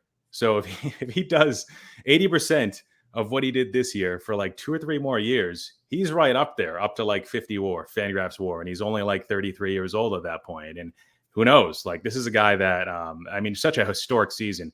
I'm a Red Sox fan, but he's playing right now against my team. Whether you want to believe that Bonds and that 73 home runs is the real record or not, still the American League record is still 61, and he has a great chance of breaking that. Plus the Triple Crown, which he has right now. I think he has like a 317 average. I think Bogarts also has like a 317 average. I'm not sure. Maybe that's changed over the last few hours. But if he does a Triple Crown and 60 home runs, man, he's going to get a contract. I don't know if it's going to be from the Yankees, but this card's a little bit out of my price range, but I'm starting to think more and more that maybe Judge could be like a viable long-term investment candidate where I wouldn't, if you asked me 3 months ago, I would have said you were crazy for suggesting that. All right. So we got the Ohtani card. We already talked about that. Scroll down. I know there's a few Mookie Betts cards. Take a breather for 1 sec. I want to go to Adam for a minute and just say, Adam, what do you think of what we're hearing right now? I mean, we haven't had Phil on the show before. This is a new level of analysis and information. What do you think? So I think that Phil's touched on a couple of really super interesting things to me that I didn't even realize. For example, don't judge me for this. I didn't even realize that Ohtani had 2 different, Bowman Chrome rookie cards. And so, sort of hearing you talk through that and sort of thinking through some of those things, it makes me wonder, the pitching versus the batting and things like that. It's hard to keep track of everything, even if you find that you're like a real expert in one of these individual groups. It's hard to know everything. So I think it's awesome that you've brought some expertise to the show that Jeremy and I just frankly don't have. And I love hearing you talk about Pujols as well. Is somebody you talked about holding? Did you said you're holding Trout? Is that who you said you're holding right now? Trout or Judge? Yeah, I'm holding Trout right now. What do you think about Pujols? Like, we know where he's at historically. Would you think of Pujols right now as somebody who you should buy sort of before he gets there, or do you have any thoughts on that? I don't know. It kind of feels like one of those things where, like, he's getting that hype build up, and people buy in anticipation of that event or milestone. Or you could say the same thing about, okay, we think that LeBron's going to win a championship next year. Let's buy him now, while he's still in the second or third round of the playoffs. And then you sort to see like the dip happen as they're approaching a milestone, or shortly afterwards. Or so I wouldn't be surprised if there's like a short-term sell-off with Pujols, but I think long-term, now baseball, unfortunately, this movement to WAR, and I have adopted it, and I am kind of a WAR advocate, but I understand that these milestones, they're important too. The counting stats are important too. And I don't know who's going to be the next guy that gets to like 600 home runs. Even if Trout was to stay healthy for the rest of his 30s, I don't know if he would get to 600 home runs. So never mind 700 home runs, right? So I think people will look back, and you look at the WAR. I mean, he's close to like Frank Robinson, Stan Musial, I believe. So those are some decent comps. You could argue that both of those guys are undervalued, but I think what's more important for Pujols is that card right there. I mean, that's the most iconic Bowman Chrome autograph, if it's not the Trout. And that's the first Bowman Chrome autograph. That's the first year they did them, right? A rookie instead of a prospect card, but still. And he's got fewer cards than Trout, who doesn't have a whole lot. But yeah, I think long-term he's a pretty solid bet. It's just a matter of, is he going to be remembered as like a top 10 player of all time, or like a top 20 to 30 player of all time? Are people going to hold some of that other stuff against him? Like he didn't have speed. He wasn't a tremendous defensive talent throughout his entire career. He tapered off after his first 12 or 13 years. And he was quite average probably for the last 5 years. He's actually had a negative WAR for a few years. So, if you want to be like super negative towards him, you could be like, well, he's a compiler, but is he really a compiler if he's at 700 home runs and he was one of the best players ever for a period of 10 years, right? So being that generational talent from the years 2000 and 2010, him and Ichiro were like, they were super popular back then, and Pujols' numbers were greater, I would argue. So yeah, I think he's a solid long-term bet, but it's hard to kind of compare him to Trout and to some others and all-time greats as well at this point. One thing that I'll just add real quick, Jeremy, before we jump in, is that I worked at a card shop back when that card came out. And I remember the Ichiro and the Pujols craze. It was, we haven't seen, I don't know, at least in Salt Lake, we haven't seen too many times where like baseball prospects have sort of captured the hobby. It's not usually considered like a baseball area as far as that goes, at least for younger guys. Maybe for guys that are getting, to big time milestones, or, back when it was like the Sosa McGuire year. Everybody remembers that, obviously. But like that card right there, that Bowman Chrome Pujols card, that's been a big card for 20 years now. And so it's funny how some cards are big all along the way and people always know about them, and then other cards just sort of like pop up. You go, oh, that ended up being a big card and I didn't know about it. But that one is the reason you see so many old BGS 95 holders on that, is because it was a big card 20 years ago. It's been graded for a long time. So thanks for giving us some history on that. That was cool to know. Yeah, you're right. You're exactly right on that, Adam. That's a card that me not being a baseball guy, this is a card that I've thought about for the past 20 years. It's been on my radar, and I believe it's out of 500. Is that right? Yeah, it's out of 500, and not all the autographs are intact. This one has a gorgeous autograph. So to see a BGS 9.5 with a 10, this might be one of the finest examples of this card that exists at this point in time. And if you're the buyer of this card, make sure you're not putting it out on display in the sun. Phil, before we move on, anything you'd like to say to wrap that up? No, the last thing is just there are no other parallels of this card, which kind of differentiates it from the Trout. There's also not a base card, so that makes it even more important. Yeah, definitely. Okay, very cool. Actually, we're not going to wrap that up. Well, we'll wrap up Pujols, but Chris Wong asked a question about 20 minutes ago now, but I want to bring it up, and he says, Just to clarify, the batting, so this is with regard to Shohei Ohtani. He says the batting usually sells for more with others, just with Ohtani that the pitching is better. Can you provide some clarity on that?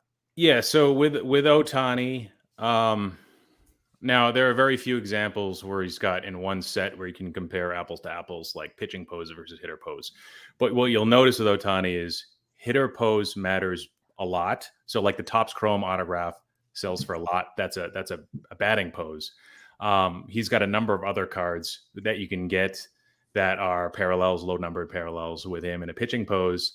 And even some short prints. What you notice is that usually the hitting poses are just a little bit more desirable. They get a little bit extra of a bump, where you might get a little bit of a discount with the pitching pose. But with this card here, this card that we're talking about here, the Bowman Chrome cards, it's the pitching pose that you want. So that's the one example for Ohtani where you want the pitching pose, and that's because it came in an earlier set.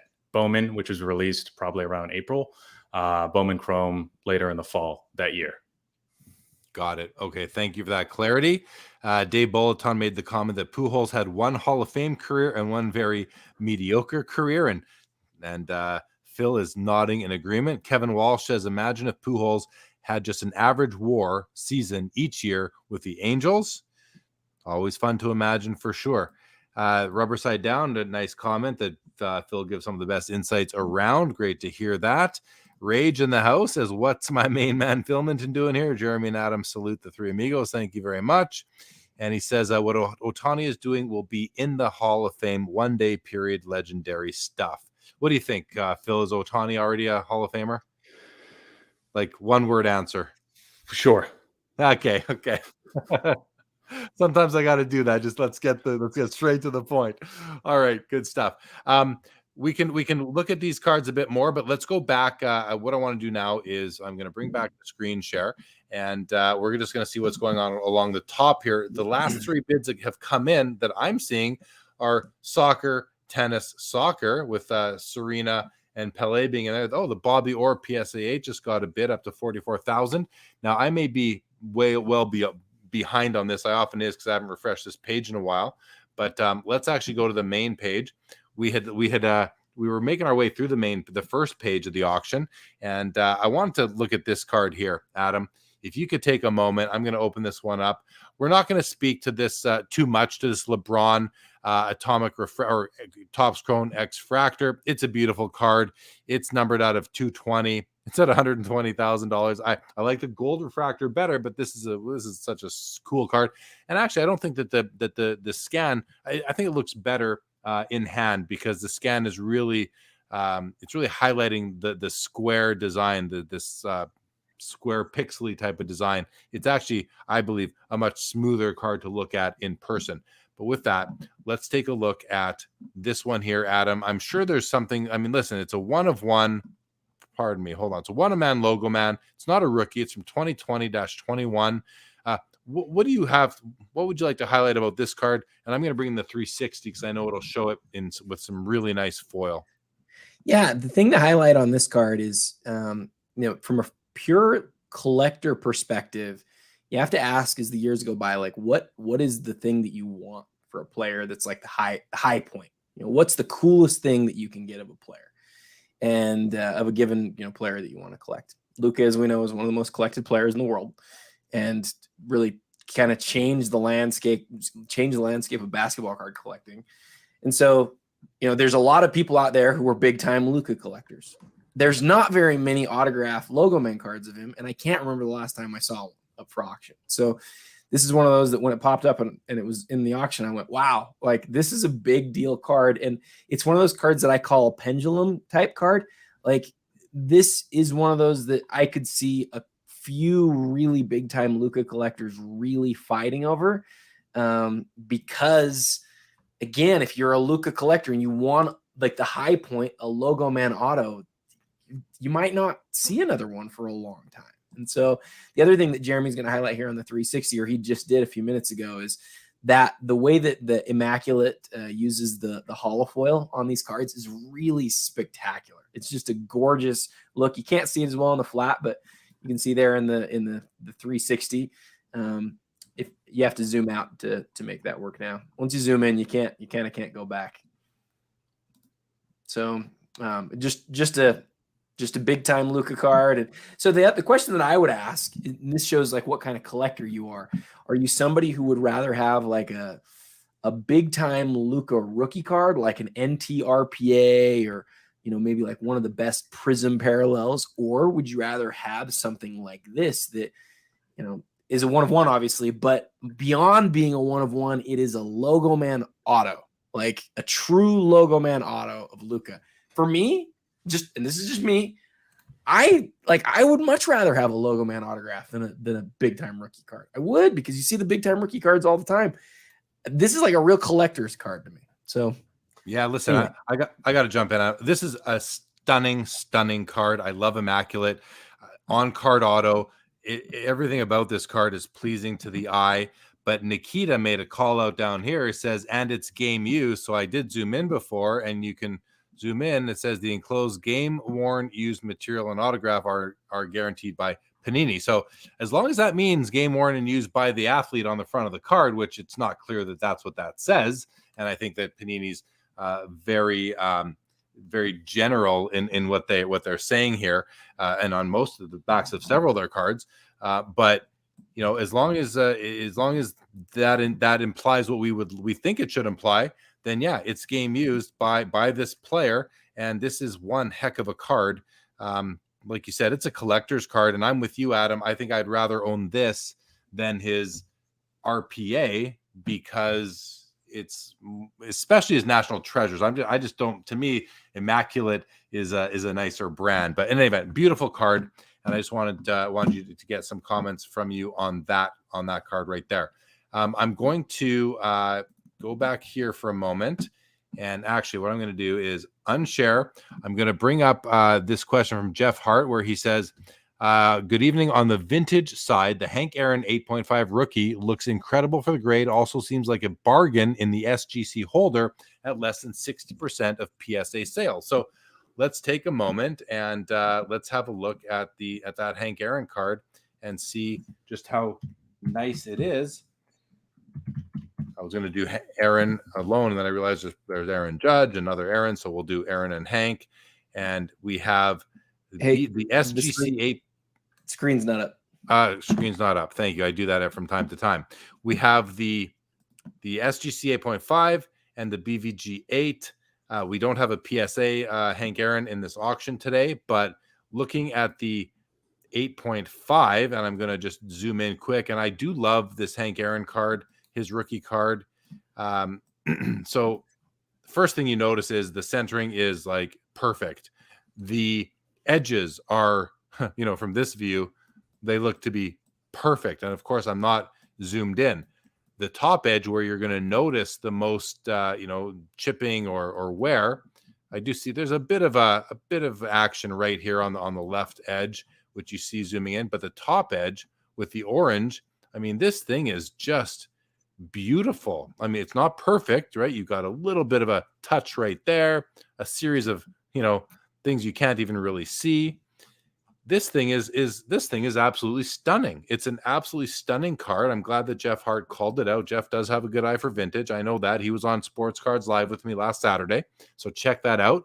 The only thing I do notice is that there's a slight registration issue, which I can see right here. If you guys can see with me in the word in his name, you can see that the yellow is kind of coming down. Like this yellow shouldn't be here. These red dots shouldn't be as visible. This should all be, laid out a little bit better. You see it also right along inside the circle here. You've got some of the dots coming into the yellow. So it's slight registration issue, but the overall strengths of this card far outweigh that. And most importantly, his face it seems clear as day. It's very focused. So this card is just ridiculous. Adam, Phil, any comments on the Hank Aaron?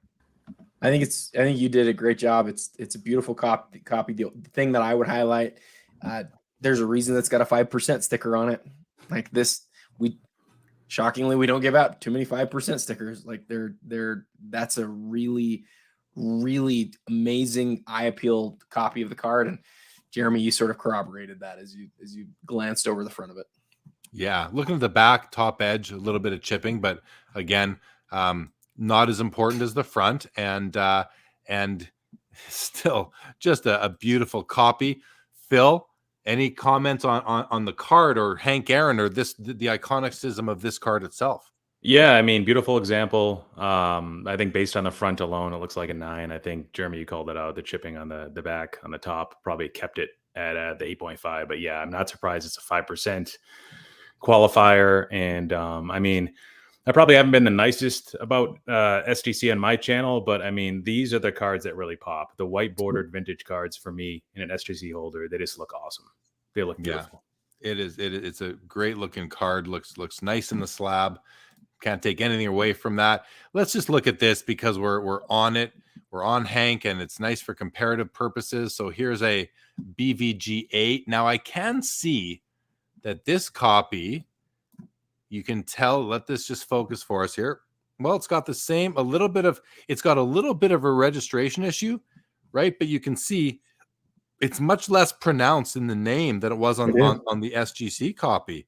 And I noticed that as well when I look at just the focus and clarity of his face. I do think that this is a little bit clearer than the SGC 8.5. Now, centering looks to be almost bang on, if not bang on. Edges, corners, a bit of fray up there. I don't mind fray. I prefer fray to wear. I mean, the top edge there is I won't say much better, but it's clearly better than the SGC 8.5 copy. The bottom edge looks pretty nice. This corner looks to be not perfect. A little bit of maybe a little bit of angle issue there, but still just a stunning copy here as well. And at 21,000, well, let's look at the back quickly. Yeah, I mean, the right edge has some light chipping, so maybe keeps it even with the other copy. But 90,000 here, 21,000 here. Listen, I'd be happy with either copy, but I do think that you're getting great value here at 21,000 on the BVG 8 relative to 90 on the SGC 8.5. Anybody have anything different to say, or just good to go? On colors, I sometimes get things a little off, but is it just me, or is the white on the border on the 8.5 a lot brighter than the white on the right on the 8.0? It does appear to be, just from this angle here. It does appear to be. I don't know if it's a lot whiter, but definitely whiter. But again, I don't know if that's the picture or something like that. I'm just not certain, but it's just it's a great card overall. Both copies are. It could be related to the case, but the orange background looks darker too in the BVG slabs. That makes me think like maybe it's not the card itself, maybe it's something else, the picture or the slab. Could be. Okay, let's go to some comments here, ladies and gentlemen, because we've got a whole bunch of stuff coming through. So thanks for that, Jeff Hart. Junkyard Goat Hunters agreed with Jeff that those cards are both looking really good. Here's a question for you, Adam. Rodman wants to know: can you clarify if at any point in the auction do the increments get cut in half? Yeah, so we talked about this last time. This is kind of new to me, but I think that's active now. I might be wrong, but I think that when we go to 2 minutes is when the 50% increment becomes an option. I might be wrong on that, but I think it's available now. And then the key thing to know on this, Rodman, is that you can only use it once per item. So if you use that half bid option, you want it to be at the end. You want it to be truly your last shot. Because if you use it and then somebody else uses theirs, you're going to be sitting there going, oh, crap, now I got to do the whole bid option. So save it until you're sure you want to use it is what I would tell you. All right. Thank you for that. Thank you for the question, Rodman. Always good to clarify some of the rules on these auctions. Let's see. Alex agrees the SGC 8.5 top 5% is fantastic. No doubt. Rage wants to let you know, don't sleep on Filmington. He knows his stuff, not just baseball. Trust me. Very nice, Rage. Oscar Dad says, I'd rather a game-worn logo man any day. Right. I didn't even think of that when I was making that call, too, that the NTs aren't even game-worn, I don't believe. So that's a no-brainer to me. But here, Rage has a different comment. Logo man does nothing for me. I'd rather high-grade sick patch auto nameplate, collector-wise, but money-wise, sure, I'll take the Logo man. Big Smooth says that would look amazing in a tag slab. He's talking about the 54 tops Hank Aaron. Junkyard Goat Hunter says, great eye on the color. Jeremy is a card pro. Thank you, Junkyard. Color alone is A1 on the Hank Aaron. Rage says the tux, in reference to the SGC slab, commonly known as the tux, makes it pop. Birds on the Bat says BVG 8 equals PSA 6.5 to 7 for collectors. BVG is just not respected. Yeah, and that's, I guess, Filmington, you're nodding in some agreement there. And it's somewhat unfortunate because, it's the Beckett brand, is a wonderful brand in our hobby. But the reason why I'm even spending a minute on this is because Beckett has BGS, which I believe is 1981 forward, and BVG, which is 1980 back. Does that cause any issues? Is it confusing? And I wonder if they're going to change that moving forward. Go ahead. A lot of people don't like the labels on BVG, or maybe it's the white. The white label, like on like a BVG 8.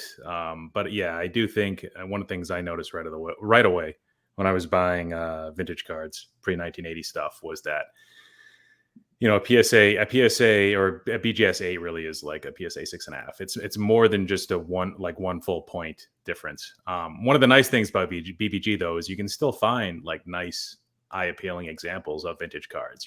It's centered, right? Beckett might not have been very stringent with the grade, but you can't lie about centering right. Yeah, fair. Here, Birds on a Bat makes a comment with respect to BGS/BVG.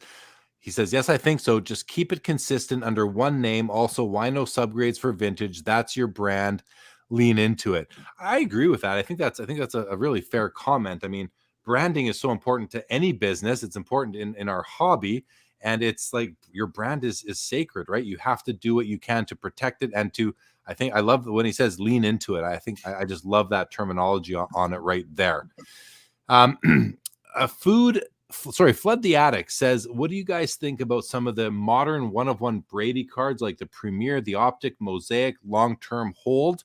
Like none of us are football guys primarily, but I think that this question is easily sort of transferable to any sport. Hockey, we could think about Crosby. Basketball, you could think about LeBron in the same context. And baseball, Phil, I'm not sure. Maybe you can think about Pujols in that manner, right? These guys who have been around for 20 years that are still playing and still having very rare one-on-one type cards. So, Adam, do you want to kind of take this first, and then we'll go to Phil for some comments?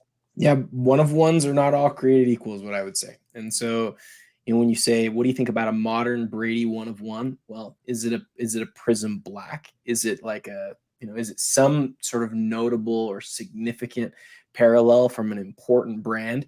That sort of card is going to be a grail type card for a lot of collectors as the years go by.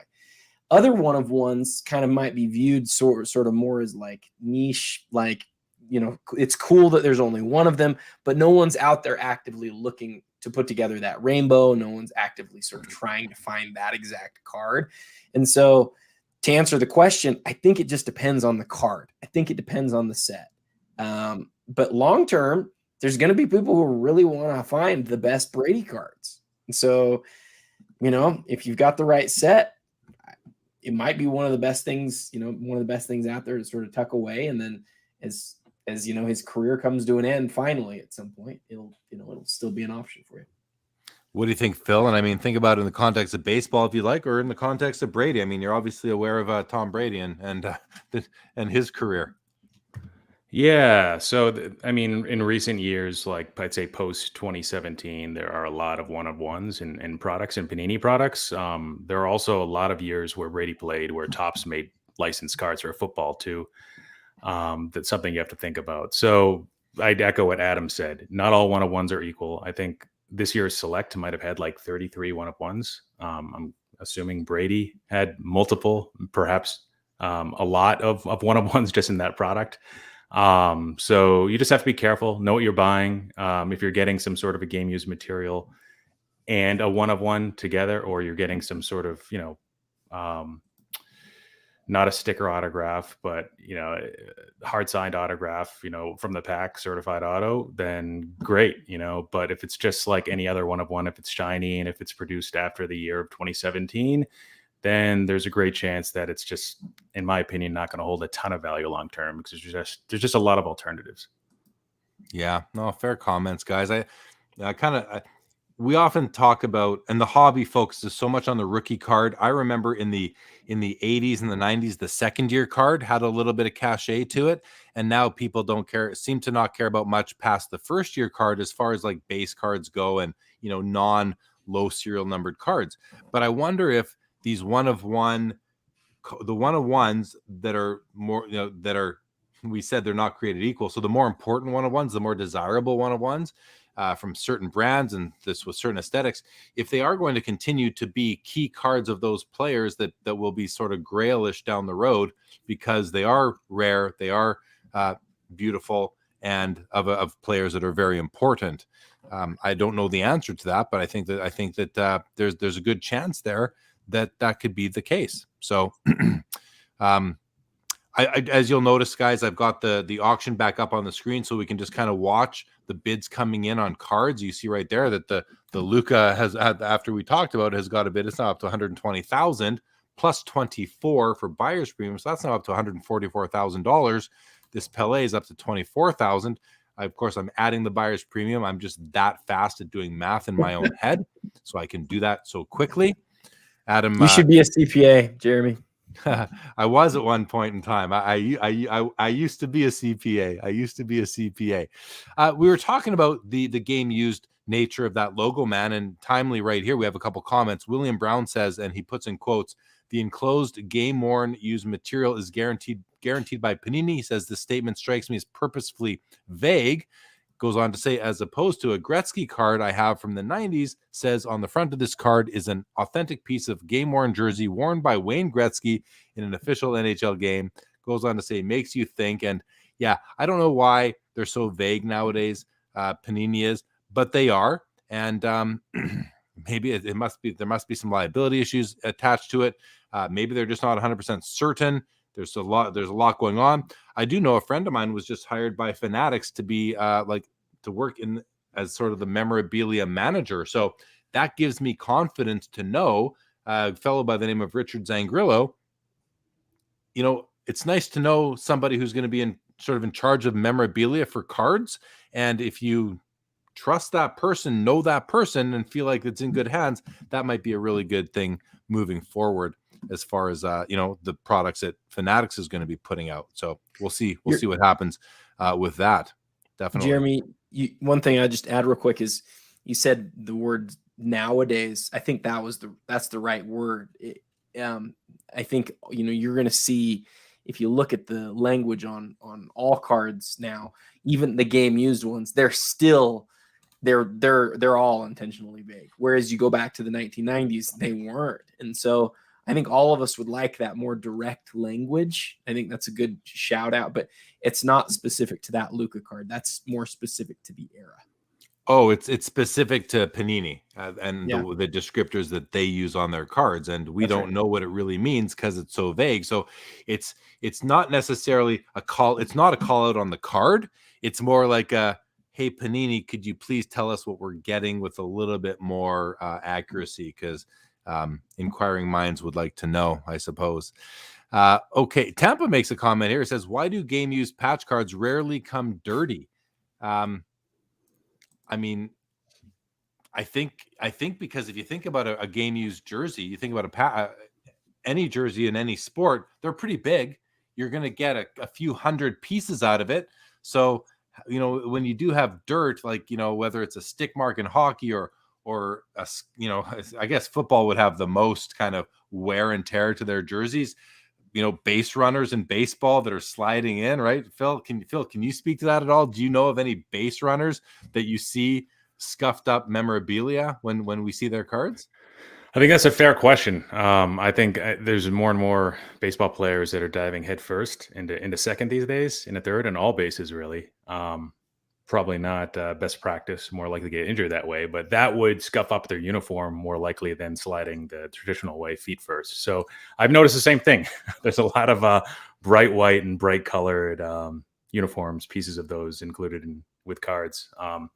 Now with baseball, it's not that they don't make as many of them. they're just not held to an equal standard as football and basketball with regards to resale value, right? You've got a lot of high-end brands that do that on the top side of things, Panini as well with baseball, but they're not the types of cards that the collectors, high-end investors usually seek out for baseball. At least that's the way it's always been. So it's just not always been in the spotlight, I'd say, with baseball for me to maybe make that observation with 100% conviction.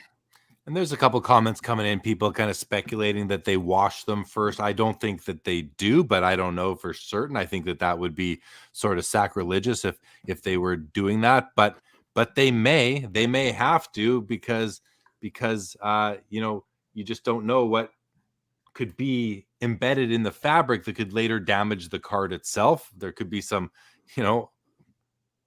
chemicals from the skin, from the mud, from whatever. I'm totally speculating right now. I'm going to totally change the topic quickly though. David French says, I'd like to see you inspect that Payton rookie. I think, is he talking about Walter Payton? I think so. Is it an SGC 10 that's up? Yeah, I think it is too. I did bring that one in. So you're talking about this guy right here, I believe. This is David French. So yeah, let's take a look at this card. First glance, this thing is absolutely perfect. The centering to me looks to be like bang on. I've seen a lot of Walter Payton rookies.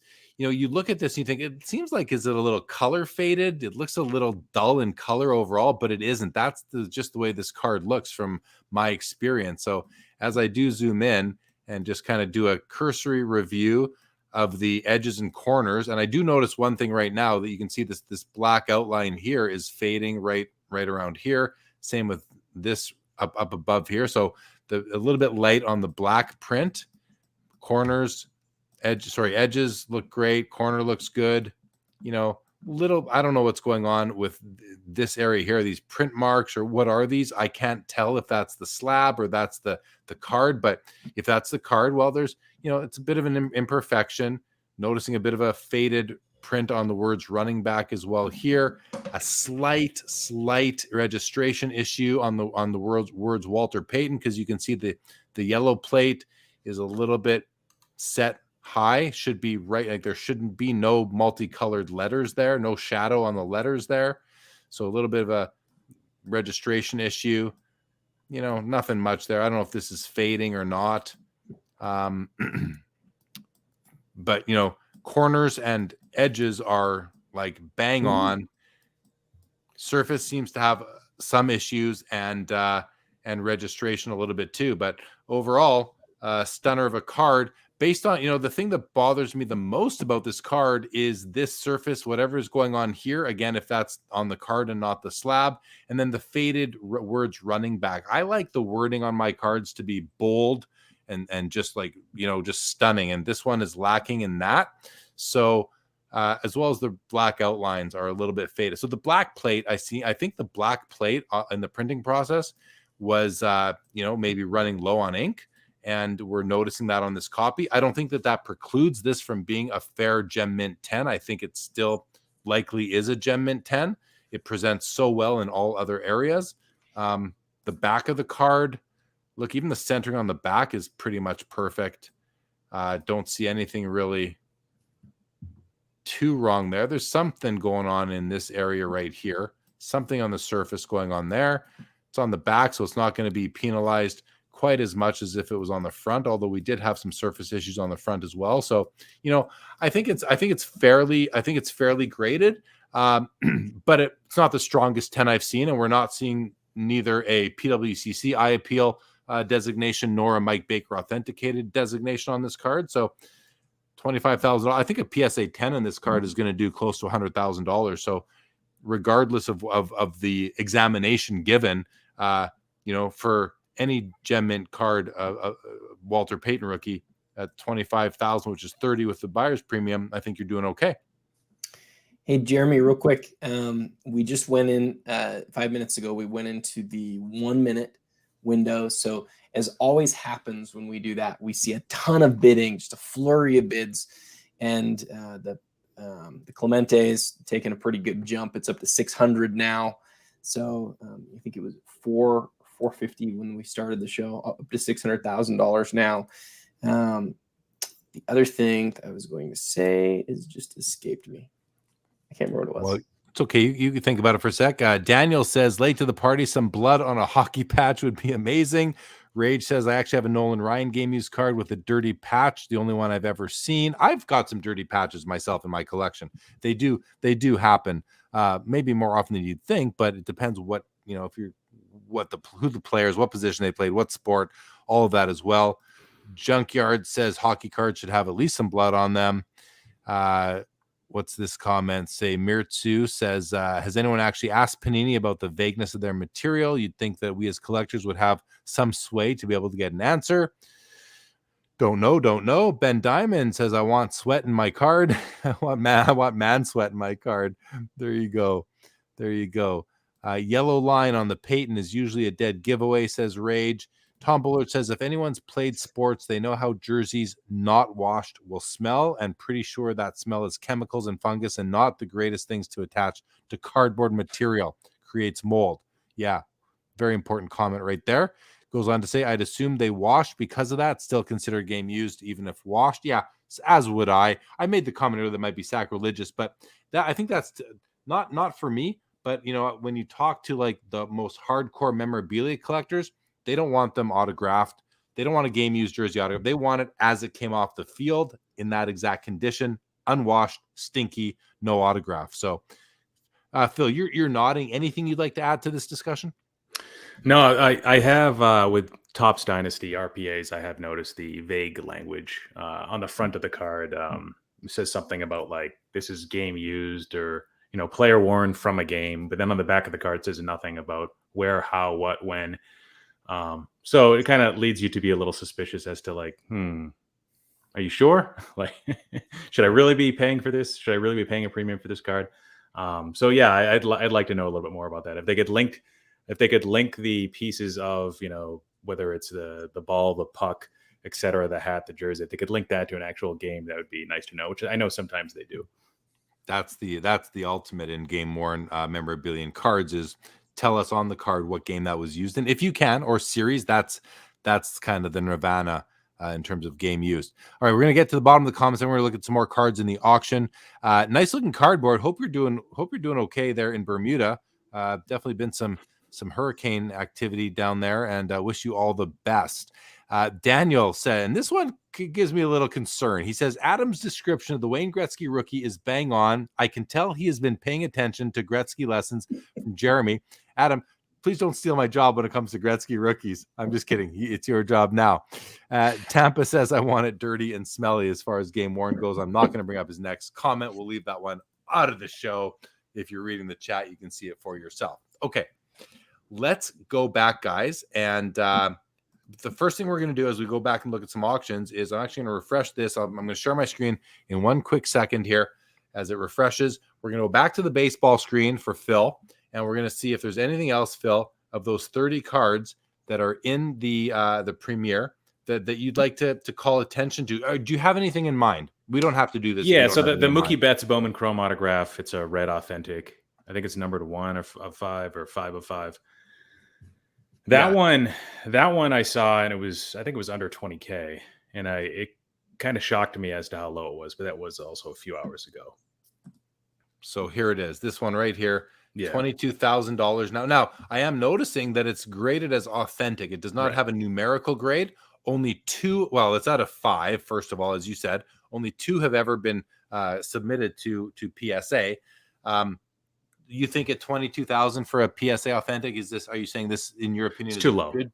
Too low. I think it needs to go up. Personally, and this is even with vintage cards, when I dabbled in them, I was more willing to accept an authentic grade than most collectors and investors. Maybe 2 of 10 would be okay having an authentic card in their collection, vintage wise. Now, from a modern and ultra modern perspective, the downgrade from a PSA 10 to authentic, it's going to vary based on the card and who you ask, right? Like, what premium would you place on a PSA 10? How much are you going to drop from a 10 to even a PSA 9 on a card that's numbered to 5? For me, a PSA 10 to 9, there's not much of a discount in my mind, because it's already rare enough for these modern and ultra modern cards that are numbered. to, I'd say, like to 10 or fewer. The grade doesn't matter that much. But from PSA 10 to PSA 8, okay, again, not much of a discount. I'd pay about the same maybe, especially on a one of one. But then from a PSA 8 to an authentic, obviously I'm going to be a little bit curious about the provenance. I'd want to research this card. I actually tried to in 1 or 2 minutes before this show. I couldn't find anything on this card. So I'm a little curious. It looks very well centered. That was one of the issues with this year, especially left to right looks decent. So you wonder, I mean, not perfect. And again, the image I'm looking at is kind of far away on my screen, so I can't see it perfectly. But the autograph is centered in the middle of the frame, which you don't always get with bets. So that looks fine to me. You got the jersey match, which with baseball, unlike with some of the other sports, really don't get much of a premium for, but it's still considered an original color, number to 5. So being a red refractor, I mean, it based on my multiplier table, you're looking at 20 to 60x probably. 85% of cards should kind of fall within that range, 20 to 60x the base. I would have thought this was closer to 40K personally, even without authentic grade. But who knows? Guys, I gotta interrupt real quick. Clemente just passed 1 million. Wow. It's blowing up right in front of it. So 875 pre-BP. That's over. That like happened real fast. There's 2 guys that are just going back and forth right now. So Phil, sorry for interrupting there, but this is the more important card. So worthy of the interruption.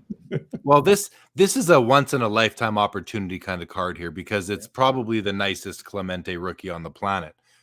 Probably I should say there's a good chance it's nicer than the PSA 10. I think there's one PSA 10. Is that correct? I'm not 100% certain. If there's only 110, this could easily be nicer than that one. So this is a once in a lifetime opportunity. But back to the bets we were just talking about, like, there's very few people out there that could tell me that this card should be worth, in his opinion, 40,000 when it's sitting here at 22. And I would believe them. And one of those people is Phil. And I wonder now what's going to happen, because we see it a lot, Adam, where we talk about a card and then all of a sudden it gets a bid, right? Oh, geez. I wonder. Yeah. I don't want to pump this card. No, listen, that's the beauty, Phil. You're not pumping it. You're speaking from your heart, I think you're just, listen, I told you coming in, I want you to point out cards you like, cards you don't like, cards you think are overgraded, undergraded, too value, not valuable enough, whatever it is. And you've been very even keeled. So I appreciate that. And I think that's probably a card that people who, are interested in baseball and Mookie Betts and refractors and Bowman and all that. I mean, consider it. We're not telling anyone to go place a bid, but hey, it could happen because it happens all the time on the show, Phil. Yeah. So some risk factors then. So he's listed at 5'9", 185. Small players tend to not be as productive in their 30s, not because of health-related issues, but they tend to break down. Maybe somebody like Bryce Harper, that's a more ideal baseball body. But right now, Mookie Betts is a 6.3 WAR. It's closing in on a 7 WAR. WRC Plus, which is an offensive geek stat that kind of shows ballpark adjusted offensive performance. It's right up there with some of his best seasons. So the knock on him would be, I think, a year-over-year increase in the strikeout rate over the last 3 or 4 years. So that's where the decline is that I'm noticing. The speed, we saw that after 2019 really start to go down. He was stealing 30 bases-ish. Now it's closer to like 12 to 15. Defense is still slightly above average, so that's good. But yeah, solid player. Okay. Of the position players under the age of 35, he's up there. He's far behind Trout with regards to like prestige and accomplishments, but he's right there with Bryce Harper. Okay, well, and we've had a couple of really good comments come in on this, so let's go to those. First of all, Rage says he's right. The Bowman Red Autos are the top of the mountain in baseball, period. True grail. But we have, Bob's Big Boy makes a pretty astute comment, says that Mookie could be a PSA 3, maybe a hairline crease down the back. Authentic just means not altered, risky move. So yeah, it could mean that, but a lot of times we see cards just get slabbed authentic because I think that people just don't care about the grade when it comes to such a rare card. I would have it graded, and I don't know if it costs less to just get authentic on a card with PSA than to get a grade on the card. I would think it should, because they don't have to grade the card. They just have to authenticate it. So I'm not sure, but there is risk in this card too, that it could have something wrong with it. Any sort of retort to that, Phil? No, that is a good point. If it was altered, it wouldn't have been slabbed as just authentic, based on the grader's opinion on that. So, yeah, that's a good point. I mean, to save the money, I think that'd be pretty dumb, in my opinion, for a card like that. And I know, PSA grades based on value, they charge you based on value of the card. But assuming this was graded 3-4 years ago instead of over the last couple, which I'd bet it was graded more than 2 years ago for the first time at least. I'd pay the extra, even if it said PSA. Well, I don't know. If it was under a PSA 6 for a modern card, that's kind of an eyesore, maybe just as much as authentic, the grade itself. So a PSA 7 wouldn't bother me. PSA 6, it's like, what did you like rub this against like your driveway? You got in a fight with your girlfriend and then she took it out on the card or something. That's kind of weird. That's kind of weird for a card like that to be graded so low. But yeah, it's possible. Could be some sort of crease, which we see sometimes right out of the pack. You'll have some sort of damage like that. So yeah, that's possible. But that's interesting, and that would make me more interested in the card. Phil, I've got bad news for you. It just got a bid on it. So we talked we talked about it, and you didn't want to do that, I know, but it went from 22 to 22.5. I'm sure the max bid's right at my number too. It's okay. You gave the risk factors as well, so we're all covered. It's all good. Tampa says that authentic could also have some size issues. I think that could happen too. Rage says he's having a career year this year on a historic Dodgers team for wins as well. Dave Kaplan says, I think auction houses don't want a new card to be a low PSA grade 6 or less, so they go authentic. Could definitely be the case right there. Tampa says, if you own a high-end card, I guarantee you they know how to get the grade. Yep. And Dave says, like, maybe the triple logo man was in poor shape out of the pack. That could be the case with the triple logo man that was just graded as authentic. Could definitely be the case. All right, let's go back to this page here. This is the main page we've got, and I'm going to actually. I do think that these prices are current. I don't think I need to refresh them, but let's just have a look at what's going on. The Wayne Gretzky is at 110. So this is a good number for the card because with buyer's premium, it's now at 130,000. I think that's higher than what we saw in the last couple PSA 9s. I also noticed, and Adam, I noticed that these two cards are basically in second and third place right now for the night. Yep. Two of the Jordans, the number pieces, and the Noble nameplate, they're both at $380,000, where the emblems of endorsement has not caught up yet. It's still down there at 220, where both of these cards were when we started. So these are getting the love. Makes sense to me. I prefer the looks of them, but this one is at a 15, where this is at a 23. So, but again, horizontal auto versus a vertical auto. A lot of people want the auto to be horizontal, kind of like it is here. But again, it's a horizontal card, so it makes sense. Lots going on. The Bill Russell PSA 8's up to $160,000.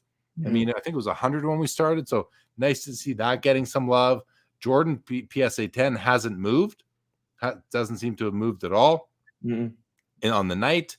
I'm glad to see this moving. The Luca's got another bid up to 125 as we scroll through. We haven't looked at this Cracker Jack, Christy Mathewson, and SGC 3. So kind of low grade, but for 1914, pretty respectable. Yet $100,000, over $100,000. We have Patrick Mahomes NTRPA 2 color at $100,000. This is a BGS 9.5, and the Kobe has gotten a bid as well. The Kobe PMG Reds at $120,000 out the door. A term I learned from Eric Myers. There's Shohei, $85K. I think he's been there for a while. The PSA 4.5 tops Mickey Mantle. The 52 is at $75,000. And this is a card that I'd actually was maybe going to talk about with you, Adam, in our pre-show on Instagram Live, the Star Jordan BGS 9, simply because this card is getting a ton of attention right now. And this copy, the centering is very strong side to side, but top to bottom, this centering is actually given, it looks like that says a 9. I'm going to zoom in because I think the centering is like, if that is a 9, if I read that right, I think that's way over graded. I don't know how that could be a 9 centering. Let's let it come through here. Centering got a 9 on this. Does that make sense to you guys? Look at the gap here versus the gap up here. Shouldn't that centering be more like a 6 or a 7? Yeah, sometimes I wonder how they grade these things based on what other copies of them are like.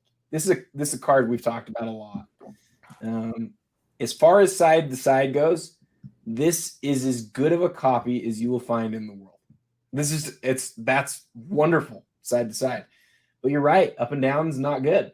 So if you have a world-class card from side to side that isn't usually this good, and up and down isn't as good as it could be, is that equal a 9? Well, Beckett sort of said in this case that it should. And honestly, Jeremy, the thing that I would say also about the centering thing, you and I have disagreed on this in the past. I just don't notice up and down as much as I notice side to side. Side to side is what matters most to me.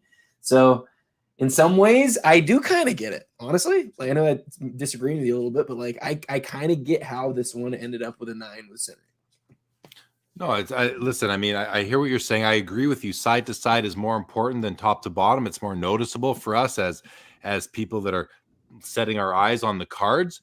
That said, technically speaking, if this centering was, I think, if it's graded on a curve, then fine. We can't argue it because it's stronger than 90% of the rest of the Star Jordan 101s. Yeah. But I don't think that it's graded on a curve. I don't think cards should be graded on a curve personally. So if you're just looking technically speaking, it's pretty clear to me this card the centering is overgraded by at least 2. I think it should be a 7. And then what's the final grade going to be on this? A 7.5, probably an 8 in this case, because of the card and what it is. I think in this case, Beckett might give it a full point higher than the lowest sub versus half, which is their general rule. So that would be an 8. And then, it just sort of is what it is. At the end of the day, if you're buying the card, not the grade, this is something that you want to know about. If you're buying the grade, not the card, then you're getting yourself a BGS 9 Star 101 Michael Jordan. Hey, Phil, Mookie just keeps getting bids, man. He just keeps getting bids. One thing to add there about the Jordan, it's too bad with the Mookie, but hey, if it's worth it, it's worth it.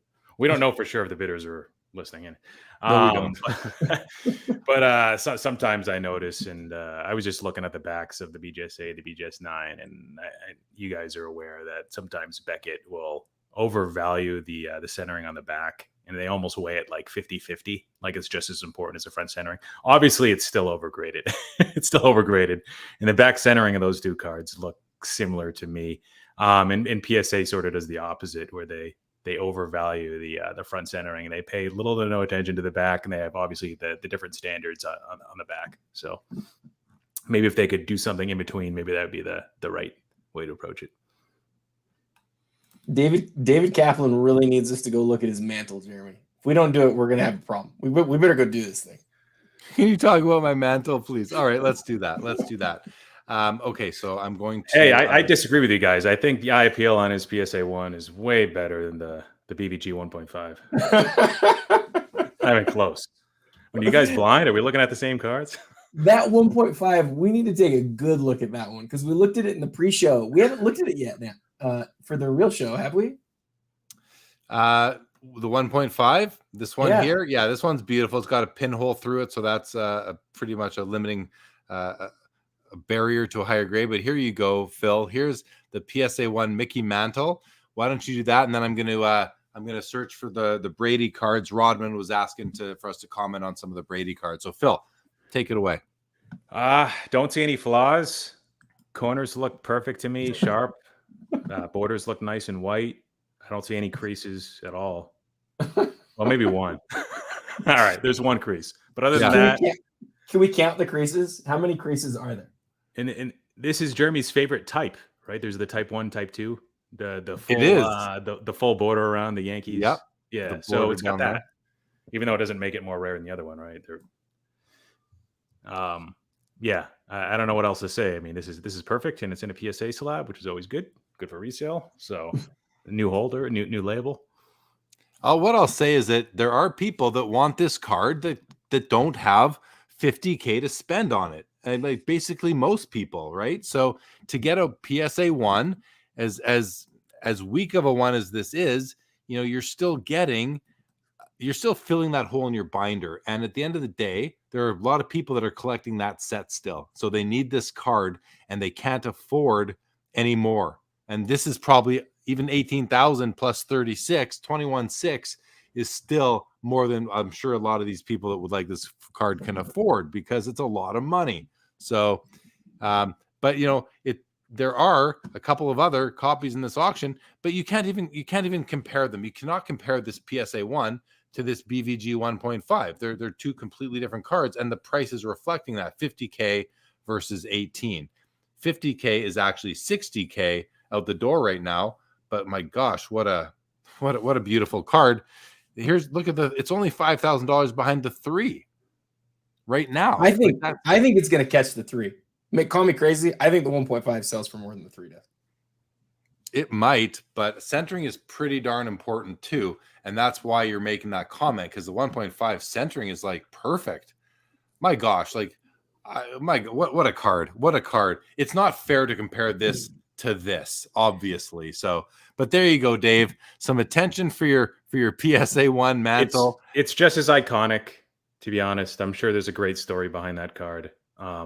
I know a lot of old school collectors that, they buy the card, not the grade. So to them, it's worth the same as any other mantle on that page. So I think it's still an awesome card. Like you said, everybody's got a different price point. Before you go away, sorry.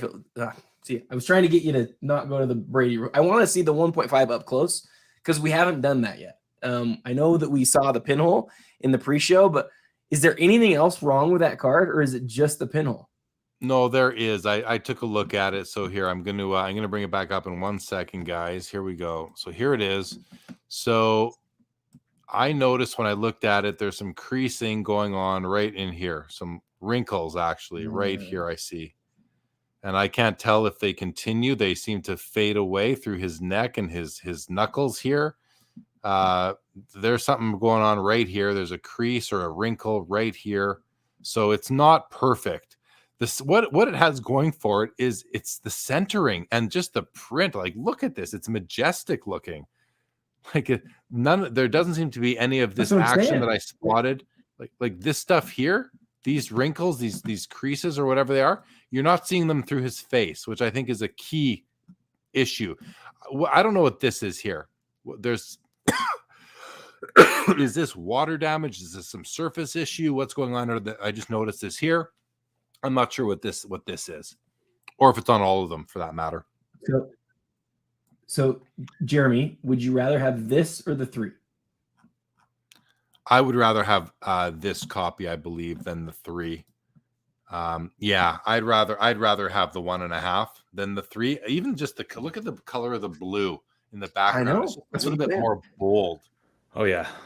I'd almost rather have the 1.5 than I would the 4.5, which is, this copy right here, from a centering perspective. But trust me, if I would take this card all day long, I'd take that all day long, and I would take that all day long.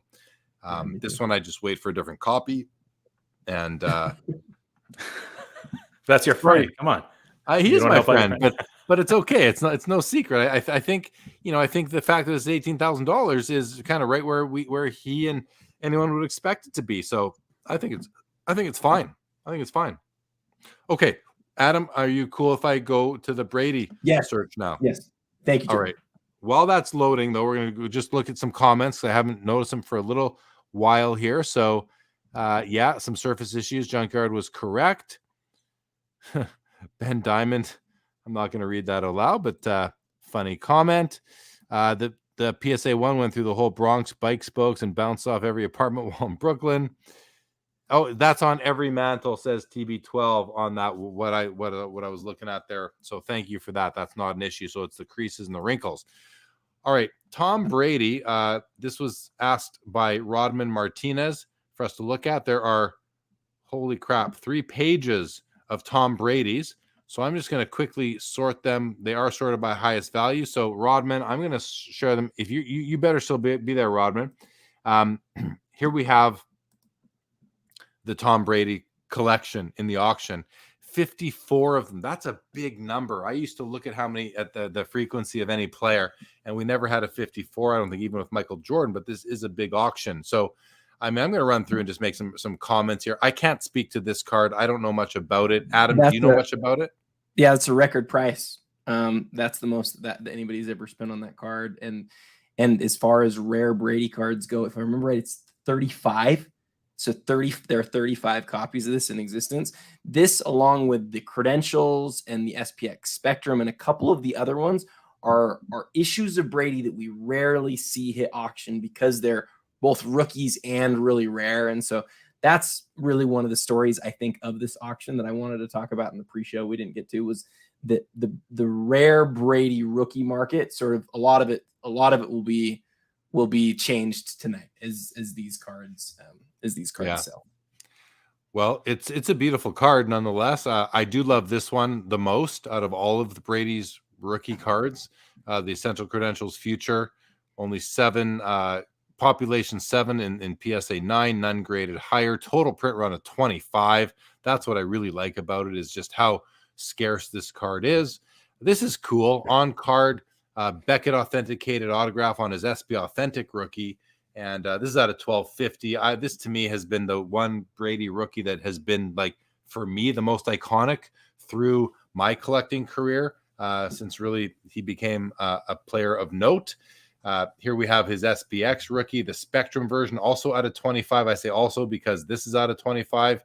And, the price isn't way lower, 60 versus 85,000. So, I mean, it's lower, but they're in the same kind of ballpark. I do love this a lot more. It's a technology card. It's a cooler looking card, but this is pretty cool as well. Coming down, we have some contenders. We have 3 contenders in this row alone. Do we have more? Doesn't look like it. None of them are the champ tickets. They're just the basics: a BGS 9, PSA 7.5, and a BGS 8.5. And you can see the 7.5 and the 8.5 are doing right around the same price, but the BGS 9 with the 10 centering is leading the way at $50,000. This is an iconic card right here. Game use football, game on card autograph, numbered out of 150. I'll be honest, I'm not a big fan of the looks of this card with the stripes, the red and white stripes. Nothing against the flag. I just don't think that the way that they're kind of coming on that angle, I'm not a huge fan of the design, but I'm not going to take anything away from the importance. And really, this is a card that is iconic in and of itself. Keeping on going. And I'm not an expert on these cards, so please don't hold it against me. We've got the Bowman Chrome Refractor. I do love this card. It's my second favorite of his rookie cards. Listen, my first is the Credentials, then is the Bowman Chrome, then is the SB Authentic, even though I find the SB Authentic is one that I've been more familiar with for my whole collecting career. We got a Kaboom Gold from 2021 at $18,000, a BGS 9.5 SB Authentic down here in the 4th or 5th row. Seems like a pretty good deal to me. There's the regular version of the EX. I do love this card too, a PSA 10 at $20,500. Boy, could have bought this for a lot cheaper a couple of years ago. And as we go through more of, there's a Prism, 2012 Prism, Silver Prism, PSA 10 at $13,000, and the Emerald, the metal Emerald, PSA 10 at $13,500. I think this is a bit of an underappreciated card, simply because I love this metal logo on just about anything. So we're going to stop there on the Brady's. Oh, you're there, Rodman. I just see that right now. If there's a specific card you'd be curious about looking at, let me know, and I'd be happy to do that for you. I'm going to go to the next page really quickly, guys, here. And feel free, both Adam and Phil, to jump in with any comments you have on Tom Brady or these cards. PSA 9 at 13,000, where we just saw the BGS 9.5, I think, at 18,000. I mean, without inspecting them, I'd rather get it on this one because it's cheaper, and it's just still such a great card overall. Scrolling through, looking at what we got here. There's the regular Bowman Chrome PSA 10 at $10,500. I was looking at buying one of these cards, guys, back in probably 2015, 16, 17. And I was looking for one that was perfectly centered. And the way to tell on this card, the centering really comes down to these gold bars that you see on either side of the card. So you've got this one right here on the left and this one right here on the right. You can see it's pretty clear that the one on the right is wider than this one on the left. Not by a ton, but it is a little bit wider. When I was shopping for this card, guys, I was looking for one with perfect side gold bars, perfect width. And I never found one. And I was passing on this card all day long for $1,200, $1,300, $1,400. And now, doesn't really matter. 10,000 minimum to get into one. So great card. This is one of my favorite Brady cards of all time, the autograph version. This is an autograph, but great card. Still $10,000 for a game worn Brady card. Pretty amazing. Lots of Brady in this auction. Over 10% of this auction is Tom Brady. Color blast. So one thing I'll add is I'm trying to keep an eye on what's going on in the auction as we're talking. It's fun to see how different people have different sort of strategies. I can tell this is one person because in a period of about 60 seconds, 10 Tom Brady rookie cards just got bids on them. Wow. Like I've never seen that before in watching, but I watched it update. Literally, they just had them all queued up, bid, like 10 bids in 60 seconds. It was pretty cool to see that. So they were ready for this stage of the auction, and as we were going through them, they were getting bids on them. So it's kind of cool. That's nice to know, though. They put in their bids early, and now they're coming in to try and scoop something at the end. Someone asked a question about Connor McDavid, so I just did a search for McDavid. 5 results. We've got, this is a beautiful emblems of endorsement, rookie year, PSA 10, 15 copies, on card auto, Pop 101, $39,000. I mean, like I love to see it. I love to see it because I'm a hockey guy, and I do think that this is, his RPA from this year is at a 99. Now the RPA is game worn. This copy, actually, I'm not going to do it. I'm going to do it this way. This card might not be game worn. Let's have a look at the back and see what it says. Photo shoot, being used in a rookie photo shoot. You can see it right here. So that's a pretty significant difference. Where the RPA is going to do 100,000 minimum, this card is doing 39. It's a 1 of 1. Both have 3 color patches, but again, it depends if you care that it's a photo shoot or not. Regardless, the eye appeal on this card, or the aesthetics, I should say, phenomenal. We talked about this card earlier, Adam. The dual autograph, on card autograph, Gretzky and McDavid's up to $28,000. I think that's a fair price for it. Black label Young Gun at $19,000. These cards have, I haven't seen one of these in a while, actually, personally. But when they came out, these black labels, I think if I recall, were doing like $8,000 to $10,000, but that was a while ago. Now it's up to 19 plus. Here's a lot of McDavid's, $16,000, and then a limited logos rookie year. Another one I want to confirm whether the back is game worn or not. I think it is, and this one is used in an official NHL game. So this card here, it's out of 50, on card autograph. The patch is not the best patch going. There's no oil drop. There's no orange, but it's still got some uniqueness to it. BGS 9, a very respectable grade. So this card is sitting at $12,000. I'm just going to do a quick comparison versus the emblems of endorsement is at 3 times as much. I would argue this is a nicer card, and there's like a third of the amount out there versus this card. So that makes sense to me. But it also tells me that people aren't worried too much about the game used nature of the jersey of the memorabilia. Because if they were, this should be closer, I would think, in price to this. Adam, you nodded. Anything you want to add? I just think I always sort of thought that game used should matter a lot more than it does. But in a lot of places, we still see that it doesn't matter a whole lot. What matters is the quality of the patch and the recognizability of the card, of the brand.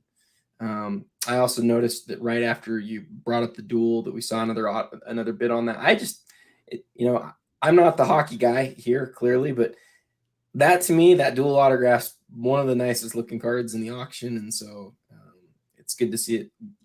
Yeah. And I guess I stand corrected. Jeff P says that the McDavid RPA is not game worn. Photo shoot, the only game worn rookie in the cup. Maybe he doesn't mean, but I'm going to say that is the limited logo. So if that's the case, then this guy here, I would argue is undervalued. Now, the patch isn't the nicest patch. It could be nicer, and if it was, I think it would be priced higher, but still, regardless, this is a card where, as a guy who, I'm a hockey guy. Now, I can't recall every card, whether it's game used or not. I should have known that on the McDavid, though. I'm comfortable saying that I think this is too low. Now, it doesn't really matter if you're not eligible for extended bidding, you can't put a bid in anyway. But if a few of you are, this is a card that I'd be pretty comfortable putting another bid in on if it were me, if I was qualified and looking to add it. Oh, there we go. The duel just got another couple more bids. I thought I just looked at it was at 28,000. Now it's at 32. So this just got 2 more bids, most likely. So yeah. Hey, the LeBron X Fractors really jumped quite a bit. A couple of guys really going at that one. Did you notice that? I didn't, but what's it at? Oh, 185. Yeah, that's pretty big. I want to read this comment from Rage, just because he says game use should 100% matter, just like on card or sticker. But I believe the newer hobby folks are buying regardless from an eye appeal standpoint. I think he's right. I think a lot of the newer hobby folks are buying regardless from an eye appeal standpoint. But that's something that I believe, with more experience and time under their belts, they could kind of transition more to caring about the game use nature of the memorabilia and the cards. Phil, any comment? Want to jump in and provide any color to that?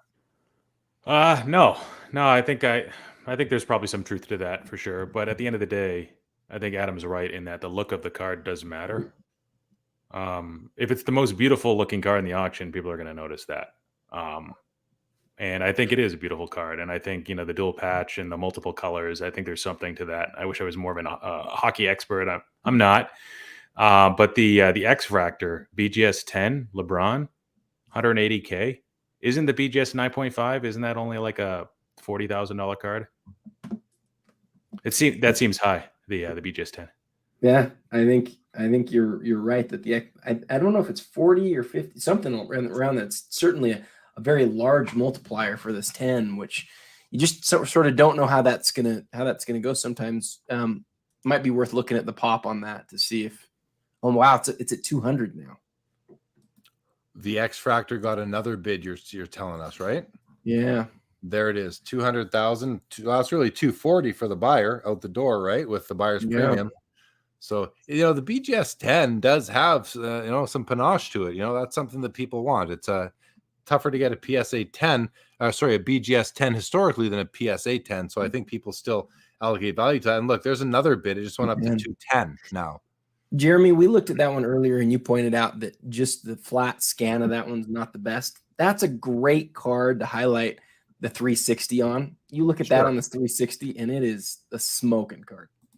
Yeah, let's have a look here. Let's let it just fully load up for me. Yeah, I mean, this thing, you still see the squares, but yeah, like it is pretty beautiful.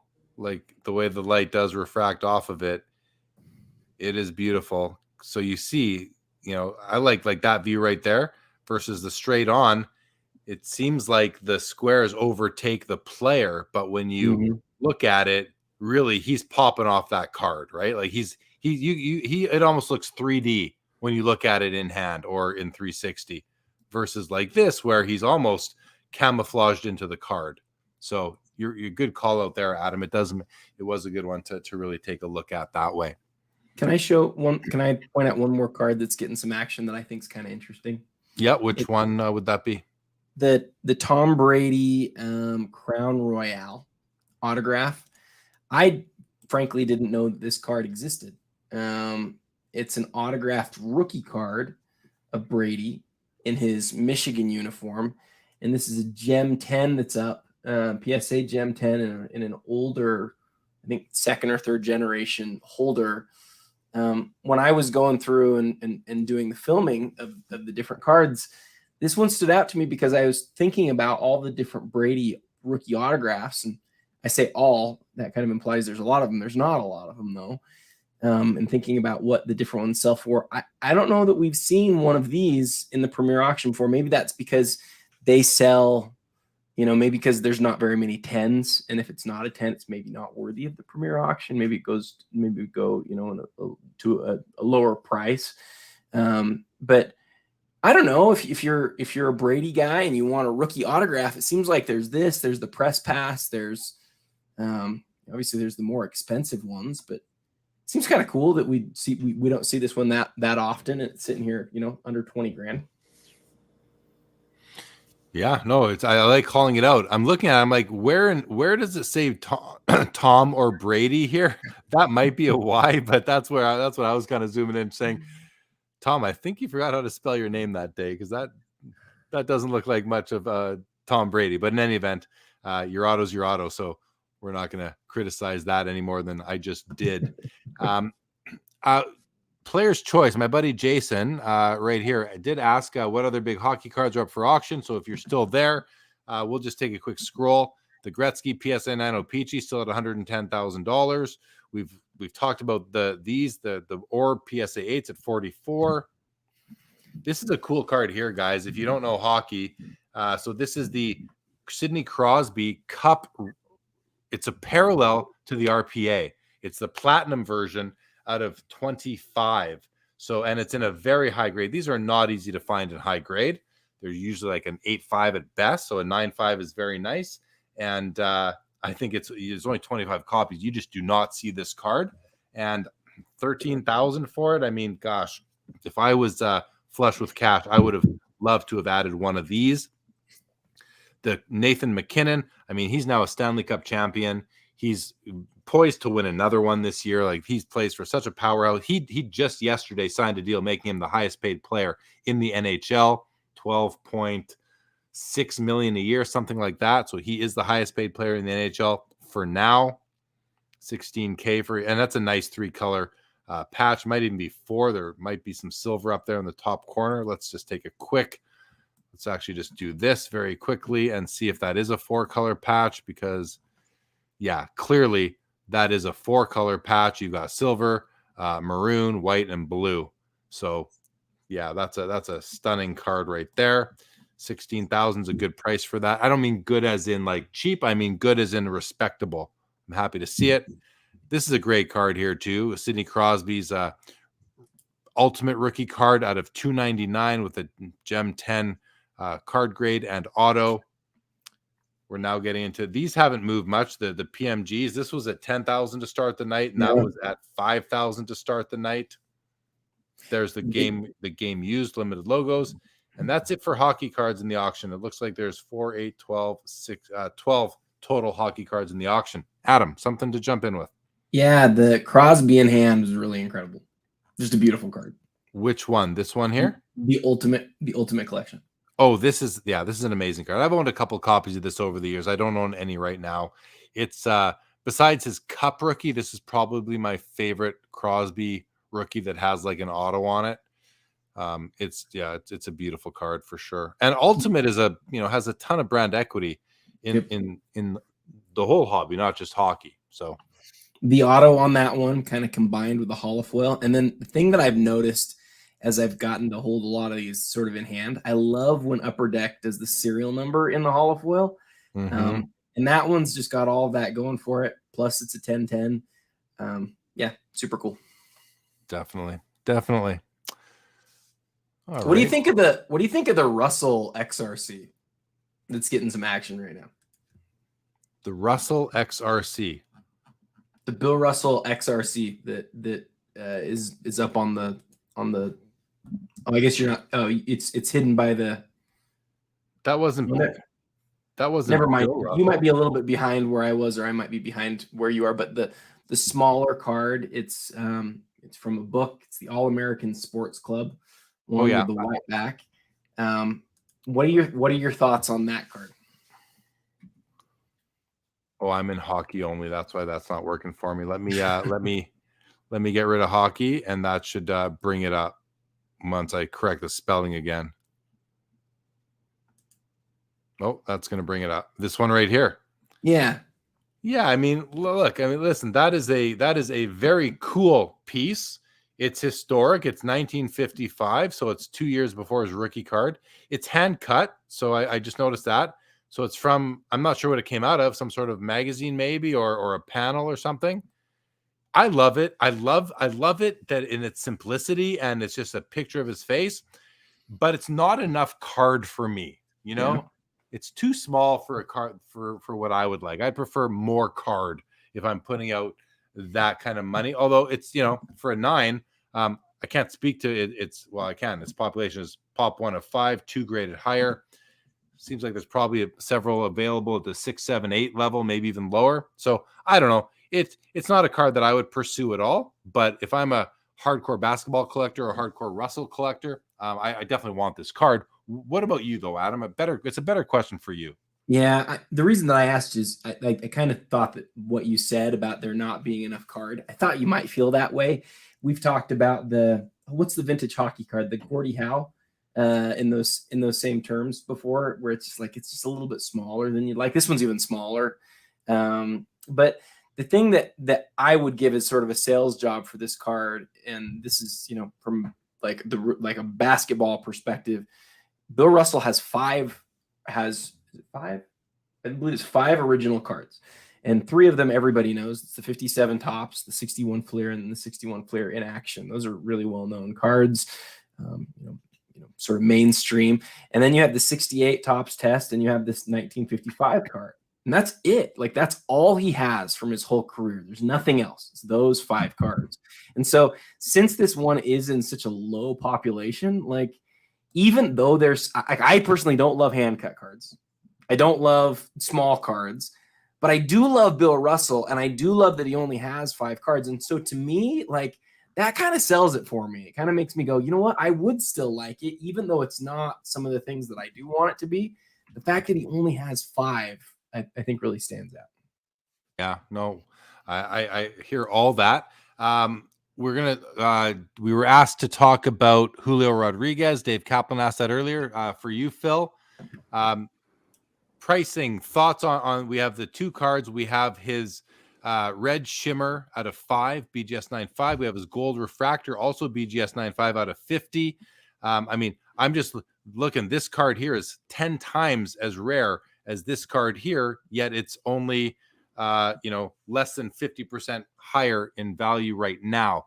What can you tell us about Julio Rodriguez and these cards and their current values that we're seeing? First of all, great player, a lot of upside.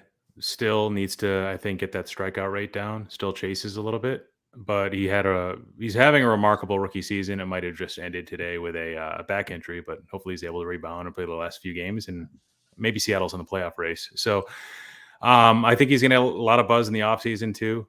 I think Ronald Acuna, Juan Soto, Tatis, Wander Franco, Vlad Guerrero. I think some of these underwhelming seasons, I think they opened up the door right for him to be in the hobby spotlight for like next up and coming young stars.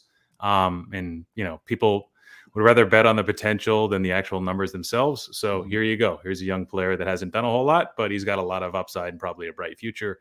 So these cards, the one thing that the first thing that strikes me about them is that the red shimmer does seem to be a little underpriced relative to the gold. It is a shimmer. The shimmers in waves versus the traditional refractors aren't often sought out by the hardcore Bowman Chrome traditionalists who like the original non-contrived designs, not just the original colors, but the true refractor versus the wave or shimmer, which is what you see in the left. But still, I still think that maybe this should go for a little bit more, but I have seen a wide range when I was doing the multiplier analysis. You know, I've seen 15x base for the shimmer. I've also seen 30 to 35x base. So this one with a higher end player should probably be on the higher side. But again, I mean, these are just like there's a lot of variance here, regardless of the player. So if I was to invest in one of them, I would have gone for the gold, maybe not at this price. So the red shimmer does just provide a little bit of upside. And I have bought some shimmers and waves before, so I wouldn't altogether ignore the shimmer. Like you said, Jeremy, it's number 5. Yeah. Cool looking cards. We're getting low on the clock right now. You guys watching that? I am now. 4, 3, 2. No, we got a bid in. We got a bid in. We're still alive. So, couple of things I want to go to here. First, I'm going to stick with this card. Wizards comment right here, where he says those gold Bowman Mookie autos are a steal. So there you go. Someone thinks that those are a steal right now. Bobby made a comment about the emblems. Connor McDavid last did near 60. It's down 20K now with so much upside. Connor McDavid does have upside still. There's no doubt about that. Want to go, before I go to those two comments that just came in, I want to talk about that Bill Russell again briefly. Vintage Card Collector said it's a similar size to tobacco cards. The size personally doesn't bother me. He says the blank back bothers me more than the small size. And I just want to say that, from what I saw, it looked to be a little shorter than a traditional tobacco card. And it's a lot smaller than the 51 Parkhurst with the Gordie Howe rookie and the Maurice Richard rookie, two very key and iconic cards. So it's almost like postage stamp size to me. But I'm probably wrong. It's probably bigger than that. The comment about the blank back, I got a lot of cards with blank backs, and I would prefer there was something on there, just more content. But it doesn't bother me as much as if the card is important. The other thing about the Parkers is they're a mainstream set, where this Bill Russell, I just don't feel like it's a mainstream set. So a couple of things to distinguish there, but still, like Adam was saying, he's only got 5 cards, and this is a very rare one. So it's like you just gotta have it if that's what you're collecting. And I love the look of the front of it. It's a nice picture of him too. Kirill Kim says, can you share your thoughts on the Luka Prisms on auction? Some rare ones are up. The ceiling for them this upcoming season. Definitely not a Jeremy question. I doubt it's a Phil question. Adam, why don't you? I'm going to search for them. I'll bring them up in a moment. What's ironic that they're asking, or that Kirill is asking, because the Luka Prism card actually hit the Iconic 100 today. I've been constantly surprised at how people view the Luka Prism, even people who are really strong, like longtime basketball card collectors, just because it's so new. It's only a few years old, right? But the thing that I've become really aware of is that a lot of people entered this hobby and started collecting because of that card. That as of cards that were made, over the course of the last 5 or 10 years, you can argue that's the most iconic card that has sort of been produced during that time. It might be the most iconic card of the Panini era. I guess there's a couple of other cards in there that are close to it. But the question with Luka, and it's obvious, what's he going to do? Is he going to be an all-time great? Is he going to win championships? Is he going to be what some people believe that he has the potential to be? And if he is, then that's one of the cards in all of its forms to own. If he's not, then he's going to be like so many other great guys that came and got to conference finals like he did last year. But Adam, yes. Keep talking about this. I'm gonna run to the bathroom for a minute. So keep talking about this. Yeah. So if he doesn't become what he has the potential to become, if he doesn't win championships, then it really does put a ceiling on it. But his valuations are so high, he's got to win in the long term. Having said that, if you believe that's going to happen, then if it was me, I would be looking at, excuse me, I'd be looking at, Luka's Prism is one of his most important cards. So, Kirill, I think that's what you need to know about that. We'll move on to Sean Gardner's question while Jeremy's gone. Sean says, Adam, what do you think about the cracked ice cards, in particular football? They are beautiful cards and came in very low pop. What do you think about the Justin Herbert optic cracked ice? So I'm glad that you asked this question, Sean, because this is one of the benefits to being able to see the cards in hand and then using the 360 view. I would say two kinds of cards, maybe 3 kinds of cards in football have really stood out to me in person. And one of them is these cracked ice cards. Jeremy, we just went down to the very next question by Sean Gardner here. The cracked ice cards, I would, Jeremy, if you want to pull up one on the 360, they are gorgeous. The cracked ice, the optic contenders, the prism, the shine on those. And then the other one is that has really stood out in person is the National Treasure Stars and Stripes with the acetate finish and the holofoil around the patch window. all three of those, every time I get one in hand, it just sort of makes me go like, yes, that is a great looking, like just a beautiful card. Check out that first Justin Herbert right there, Jeremy, that one in the 360. I thought this was a spectacular card in hand. Okay, let's have a look here. 360. It's just loading up. I don't know if it picks it up very well. The shine on it's incredible in person, is what I tell you. But I mean, I'm seeing the cracked ice effect. It's pretty cool. But it might, I'm not sure if you're seeing what you were expecting to, but it definitely is a beautiful card. It doesn't, I love the 360. This doesn't do for it what it did for me in hand. I'll just say that. All right. Okay, well, let's go back to the comments here. We've had a few come in, and we're down to 14 seconds on the clock, actually. So let's just watch that together as it counts. Oh, there we just had a bid come in. So, for anybody who doesn't know, every lot in this auction will all end at the same time when there is a minute. When a minute goes by and there is no more bidding. If there's ever a minute without a bid, the whole auction will end. We see here that half bidding has been enabled. So that's we talked about that before. And why don't we do this, guys? Just in the interest of content, do you want to see what I favorited in this auction? It'd be awesome. I think the only thing I'd point out before we go there, Jeremy, is I think we've done this enough times now to know like when we're getting to the end.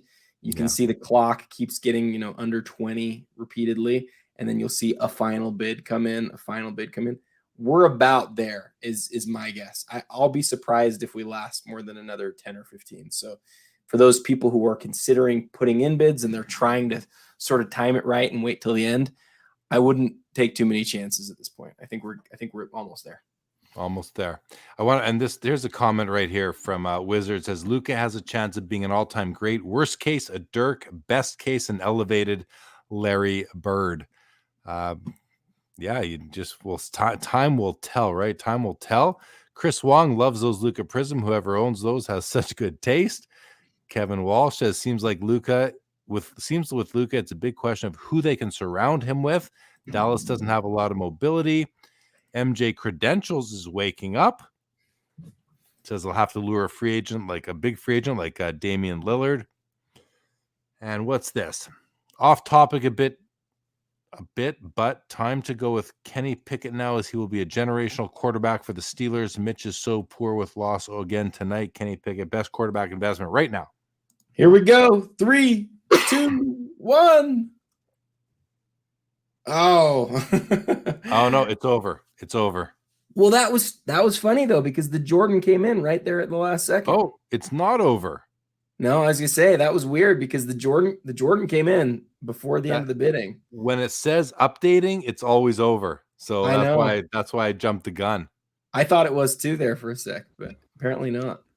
Now I know I'm not the only one confused when doing these auctions. Yeah. So here's the favorites, guys, that I kind of went through, and looks like 18 received the black star from me. No real rhyme or reason, just cards that I'm interested in or that I like or that I'd like to own. Obviously, I've talked about this Brady. I absolutely love it, and if I had 100K lying around with nothing better to do with it, I would probably buy one of these. I got to watch the Gretzky's. Playmakers Theater, Kobe Bryant. I'm a big fan of the Playmakers Theater. This card is a card that looks so much better in hand than just on the screen. Actually, let's take a quick look at the 360 and see how it looks with that. Oh, there you can see. You just saw. How do I get back to the beginning here? No, that's not what I want. Well, maybe this will do. Look at that. Look at the color of the. See right here, these little red creases coming between what it looked like almost fence posts or something. Like that's really there. There's really like these subtle red vertical lines going through it. It's got some subtle embossment to it. I just love these Playmakers Theaters cards. Oh, I could sit here and look at this for a long time, so I won't because it'll be boring for the rest of you. But what a great card. One off his jersey number, 24 of 100. Is that right? No, that is his jersey. Never mind. Sorry, that is his jersey number. It's a secondary jersey number, not the one that he's Yeah. wearing there. But yeah, if you were to make a list of like the best Kobe inserts of the 90s, Jeremy, that one, along with the Jambalaya, along with the Molten Metal Fusion Gold out of 40, those are probably the top three. Like that's a really important, recognizable card. And it's a card that a year ago or a year and a half ago would have been a lot more than 13 grand. So, like we said at the very beginning of the show, Kobe's valuations have really had a huge downturn. And for those of us who are collectors, it's kind of a good thing because we get a chance to pick up some of them. Definitely. Yeah. I love it, man. I love it a lot. I have the Shaquille O'Neal Playmakers Theater, so I do get the privilege of enjoying one of these cards of a great player as well. Bobby Orr, PSA 8. We talked about this in the pre-show. It was one of the cards that I highlighted. This particular copy, I'll just show it. I'll show something, make it big here. I want to call out its edges and its corners are basically perfect. I mean, the corners you're seeing just a touch of white on the bottom right, a touch of white on the top right, and top left is almost perfect. Bottom left looked to be perfect to me. Well, none of them are perfect, but they're all really strong. The edges, though, look amazing. The reason why this maybe isn't an 8.5, maybe is the centering left to right. It's off-centered left to right. But nonetheless, you are not going to find a much nicer copy. In fact, and I don't know if it says it let's see the description here, because I believe the population is 42.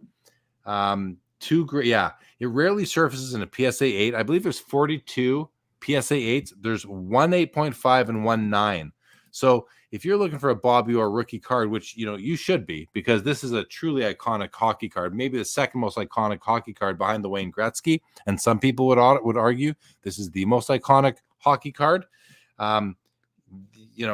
This is it's just a wonderful copy of the card, and I would call it an average 8 overall. I don't think it's a strong 8. I don't think it's a weak 8. I think it's right in the middle. So I would say it's properly graded.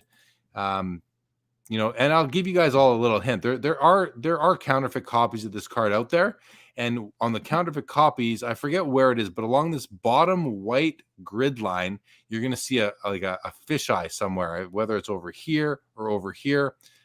Keep your eye out for that if you're ever looking for at raw Bobby Orr, as I'm sure that PSA and Beckett and the other grading companies are well aware of how to spot a fake Bobby Orr rookie. It's such an important card, but this is a beauty as well. So I bring attention to that. Next row, the ones that I favorited, the Montana PSA 10. I love this card. This one, it says it's been sold. Oh, look at that.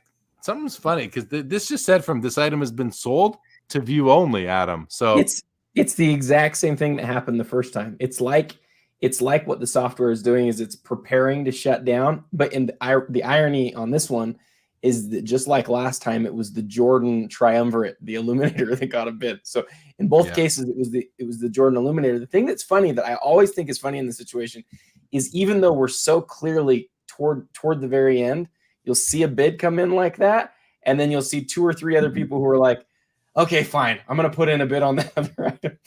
Yeah. So we're seeing it right now with the set that's getting bid after bid. The impulse. Okay, I just want to say we're going to let Phil go. Phil, thank you so much for joining. It's been a pleasure to have you, and I'm just grateful for all the baseball knowledge, and I think that you added a ton of value tonight. So I love it. Hope I'll definitely be inviting you back, and hope that you'll be willing to come back. So thank you, man. Yeah, thanks, Jeremy. Nice to meet you, Adam. I had a great time, and honestly, the Montana is one of my favorite cards in the auction. But you never asked me. Montana and Rice. As a modern guy, I appreciate players that have just one basic rookie card. I think Rice is a McDonald's card, but for Montana, he's got that one. So well, there you go. I have the Rice in my favorites as well because I spoke to them together in the pre-show on Instagram. Talked about both of them. I paired them up. I think I'm with you. So before your laptop battery dies, you better get out of here. But thanks again, Phil. Be in touch. We'll have you back. Thanks, guys. Take care. Take care, buddy. All right. Now that he's gone, I'm just kidding. So I'm going to continue, Adam. I'm going to continue with the favorites that I have here. So the mantles, I favored most of the mantles. I don't think I did the BVG 1.5. Of course, this Michael Jordan is a dream card of mine, $110,000. The Duncan, the Star 8. So this is not the one this is the other Star card. We looked at the 9 before. So let me just point out something to you on this particular copy. So at first glance, I love it. It's off-centered left to right. But that's how I want my Star card. I want it with this exact centering. So this to me is the perfect Star 101 Michael Jordan rookie card. The perfect copy, because you've got strong subgrades. You've got 9 corners, 9 surface, and 9. I think we're done. Sorry for the interruption, as always. But yeah, we're done. We're done. That okay, time. Okay, keep going. We're definitely done. But just let me finish this card, okay? If I may. Okay. Perfect edges.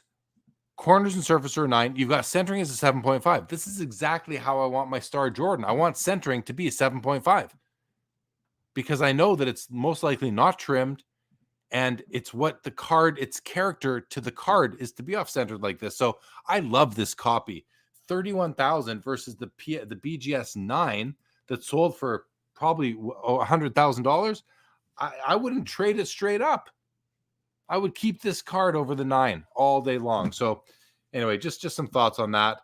Other favorites was this. I love the Babe Ruth, the Mickey Mantle, the PSA 5 Mantle rookie. There's that one. The 7.5 PMG Green Gretzky, and I guess this ended at $18,000 for Dave Kaplan, the consigner. So time's up. Thank you for humoring me as I went through that, Adam. I mean, there we go. The night is done. We ended not too much later than we would have on a night where there were fewer lots. I don't think. I think people are sort of getting used to the timing of how it will go, and I wondered about that. But we saw a few times, like when it first hit 1 minute, just this flurry of bids. And the other thing that I'm noticing is some people are going straight. They're not just doing the small increments. They're just going for it, and they're going from 100,000 to 150,000 real quick. And I think the reason for that, it might be pretty smart. When a card comes up to the top of the auction, when it gets a bid, it comes up to the top of the auction, and a lot of people are watching that, right? Well, if you don't want that to happen, you take a card and you say, I'm going to put up something closer to my max bid, and then it only jumps to the top once if you're just outbidding the person ahead of you.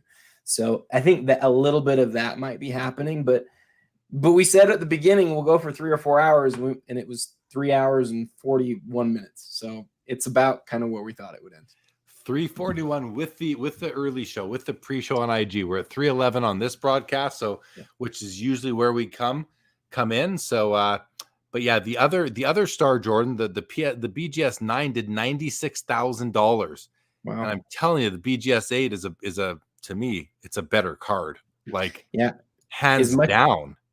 As much as we say that people are doing a better job of evaluating the cards, not the grades, I think it's so hard to take real confidence in yourself, your ability to look at a card and diagnose all that's right and wrong with it.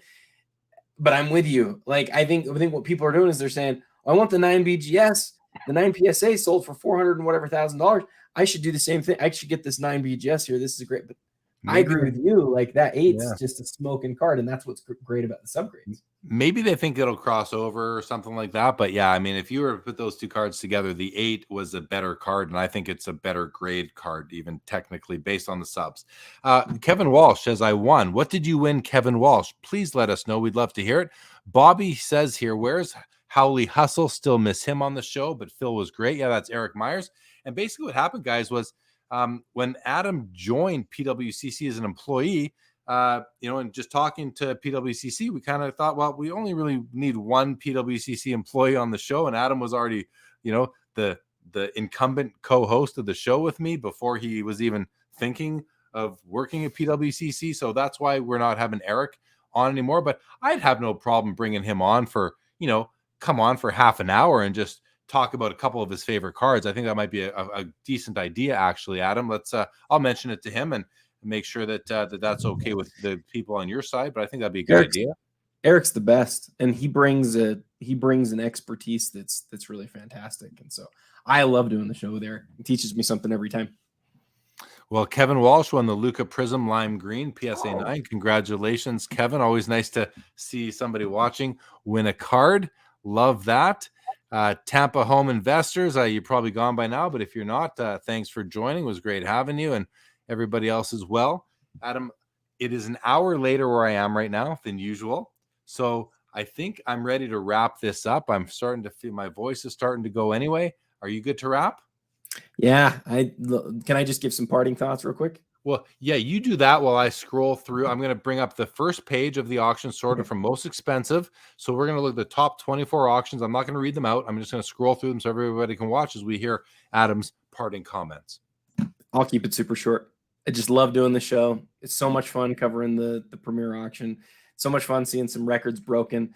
I think a lot of stuff is still ending lighter than I'd think, but a lot of stuff was really strong. It's just a mixed bag like it usually is, and like that LeBron X Factor. I look at that and go, holy smokes, that sold so strong. And those two top exquisite Jordans, the three exquisite Jordans did over $1 million, Jeremy. I mean, it's huge. Those are huge numbers. And then the Clemente is certainly a record for him. And so these are basically $500,000 here on these two. Like, that's huge. Each, yeah. Crazy. The Luca logo, man. Hey, one other thing that's a big deal. What sold higher, the Jordan or the Russell? We talked about that at the beginning. Were they a tie? 180 on the Jordan, 190. 192. The Russell won. Interesting. Very close. Very Super close. interesting. The Kobe, the Jordan credentials, the Kobe PMG. The Hank did 108, 105. I mean, I might rather have this card than this card, actually, because I'd be just as happy with like a PSA 6 of this card, you know, which is actually what I own, and I love it. I don't need to upgrade. So to get, I'd take this over this. That's interesting to hear you say that. Take the newer card. I like it. Well, again, because there's only 25 of these. There's like, 25,000 of these. So it's a scarcity play versus, plus I already have one. So, but even if I did, I'd rather have this than this and just go buy a lower grade Hank Aaron. Probably not the best investment. You said earlier that you would take the credentials Brady over the gold Brady. I will tell you, I'm a credentials guy. I love credentials. I love that gold Brady, though, man. I love that card. Where is the gold? Oh, this one over here. Yeah. Oh, not me. Not even close for me. I take this. I take this all because to me, the EX credentials, the essential credentials, futures and nows, to me, those are the cream of the crop as far as sports cards goes. To me, that's the best card. Those are the best cards ever made for me are essential credentials. Obviously I love the vintage, the good vintage too. I love some other modern PMGs and that kind of stuff, but credentials are just, I love them. If it was acetate and if it was see-through, I would go with you there too. But the certified does something. The certified mirror gold is just really, really special. And it's a little bit less rare. So I give you that. A little bit scarcer on the credentials. And it's a better brand name, but I like the shine of that gold. It just does it for me. 90K on the 4.5 mantle. The Kobe does 90. That's pretty nice. Oh, we didn't even talk about this Curry refractor. PSA 10 does 84,000. That's a pretty much a steal compared to what they were going for, a year or so ago. So yeah. Oh, the Jerry Rice does 66. I didn't notice what the Montana did. I do love this Mahomes card. I say that every month. I know you do. I love that card too. The Rice did 66. Is the Montana on this page? I didn't notice it when we passed it. Oh, there it is. 63. The Rice did more, as I think it should do more because it's just twice as rare. Hey, can we look at the Slam Bams real quick? I think this was the steal of the steal for me. I think it's the steal of the auction. There have only been 2 of these cards. This is the second one listed in 4 years. That's it, huh? Yep, the other one sold a couple of weeks ago, but there hadn't been one for 4 years. I own a copy of this in an 8.5, and I can tell you, as far as Jordan inserts, pure inserts, not parallels, this is the one that pops up the least often. I think whoever got this for 60 just got an absolute steal. This is a steal. This is the highest graded copy too. So I thought this was a 6-figure card for sure. So congrats to the buyer at 60,000. I think you got just a smoking deal on this one. Very cool. Is it rarer than the high voltage 500? Like in terms of? Oh yeah. This one's numbered to 100. The BAMs you'll see every now and then. You never see the slam BAMs. Never. The high voltage 500. There's literally 5 times as many of that, and I think it shows up even more often than that. Jeremy, literally, this is the second one of these open auctioned in 4 years. During the whole pandemic, we saw everything. We didn't see a slam BAMs MJ. So I'm disappointed in that price. I'm not going to lie. I thought that would go higher. Cool. Okay, man, I'm going to run through the comments and we're going to sign off. Rubber Side Down, thank you very much. Gary says, awesome show as always, fellas. Hit my first Premier Auction W with the beautiful Josh Allen Prism Silver PSA 10 Pop 26. You have a great night too, Gary. Thanks for joining us. Justin Vick, thanks for the coverage. Have a good night. Same to you. Kevin Walsh, great to have you. Likes Gary's card. Congrats to Gary. Rubberside says, so crazy the amount of money being spent on this stuff. Yeah, well, we're desensitized by now. We should all be desensitized. It's just par for the course nowadays. Good stuff, guys. Well, listen, that's it. We're going to end this one. So thank you everybody for joining. This was a ton of fun. This Saturday on Sports Cards Live from this same makeshift studio, our guest will be none other than Cage Lawyer from the Lucas, Tigers, and Bronze podcast. Having my first time having him or Andrew on. We're having Cage on first. We're gonna have Andrew on in the near future. I want to get both these guys on. You know, these guys have one of the best podcasts going in the hobby. They've done over 800 episodes in like less than 2 years, or about 2 years, and both great personalities. So I'm excited to have them on, friends of the show, and excited for that. So that's going to be this Saturday. And yeah, I'm going to keep it at that for now. So that's it, guy. 450. Thank you so much. Rubberside. That will be a good one. Yeah, we're gonna get into some stuff that I don't think he's talked about too much on his own podcast. That's the goal. So that's it for now, everybody. Thank you, Adam. Thanks again for all you do, and for all you do on this show with me. Appreciate it. It's great to have you anyway, but that you're with PWCC, it just adds that extra bit of insight. You know more about what's going on and can really help clarify some of the things for the viewer. So I appreciate that. That's it. I guess we're done. Adam, say goodbye, and we're going to end this. Thanks, Jeremy. All right, guys, everybody, goodbye. Thank you again. This episode is over. Adam, hang on one moment.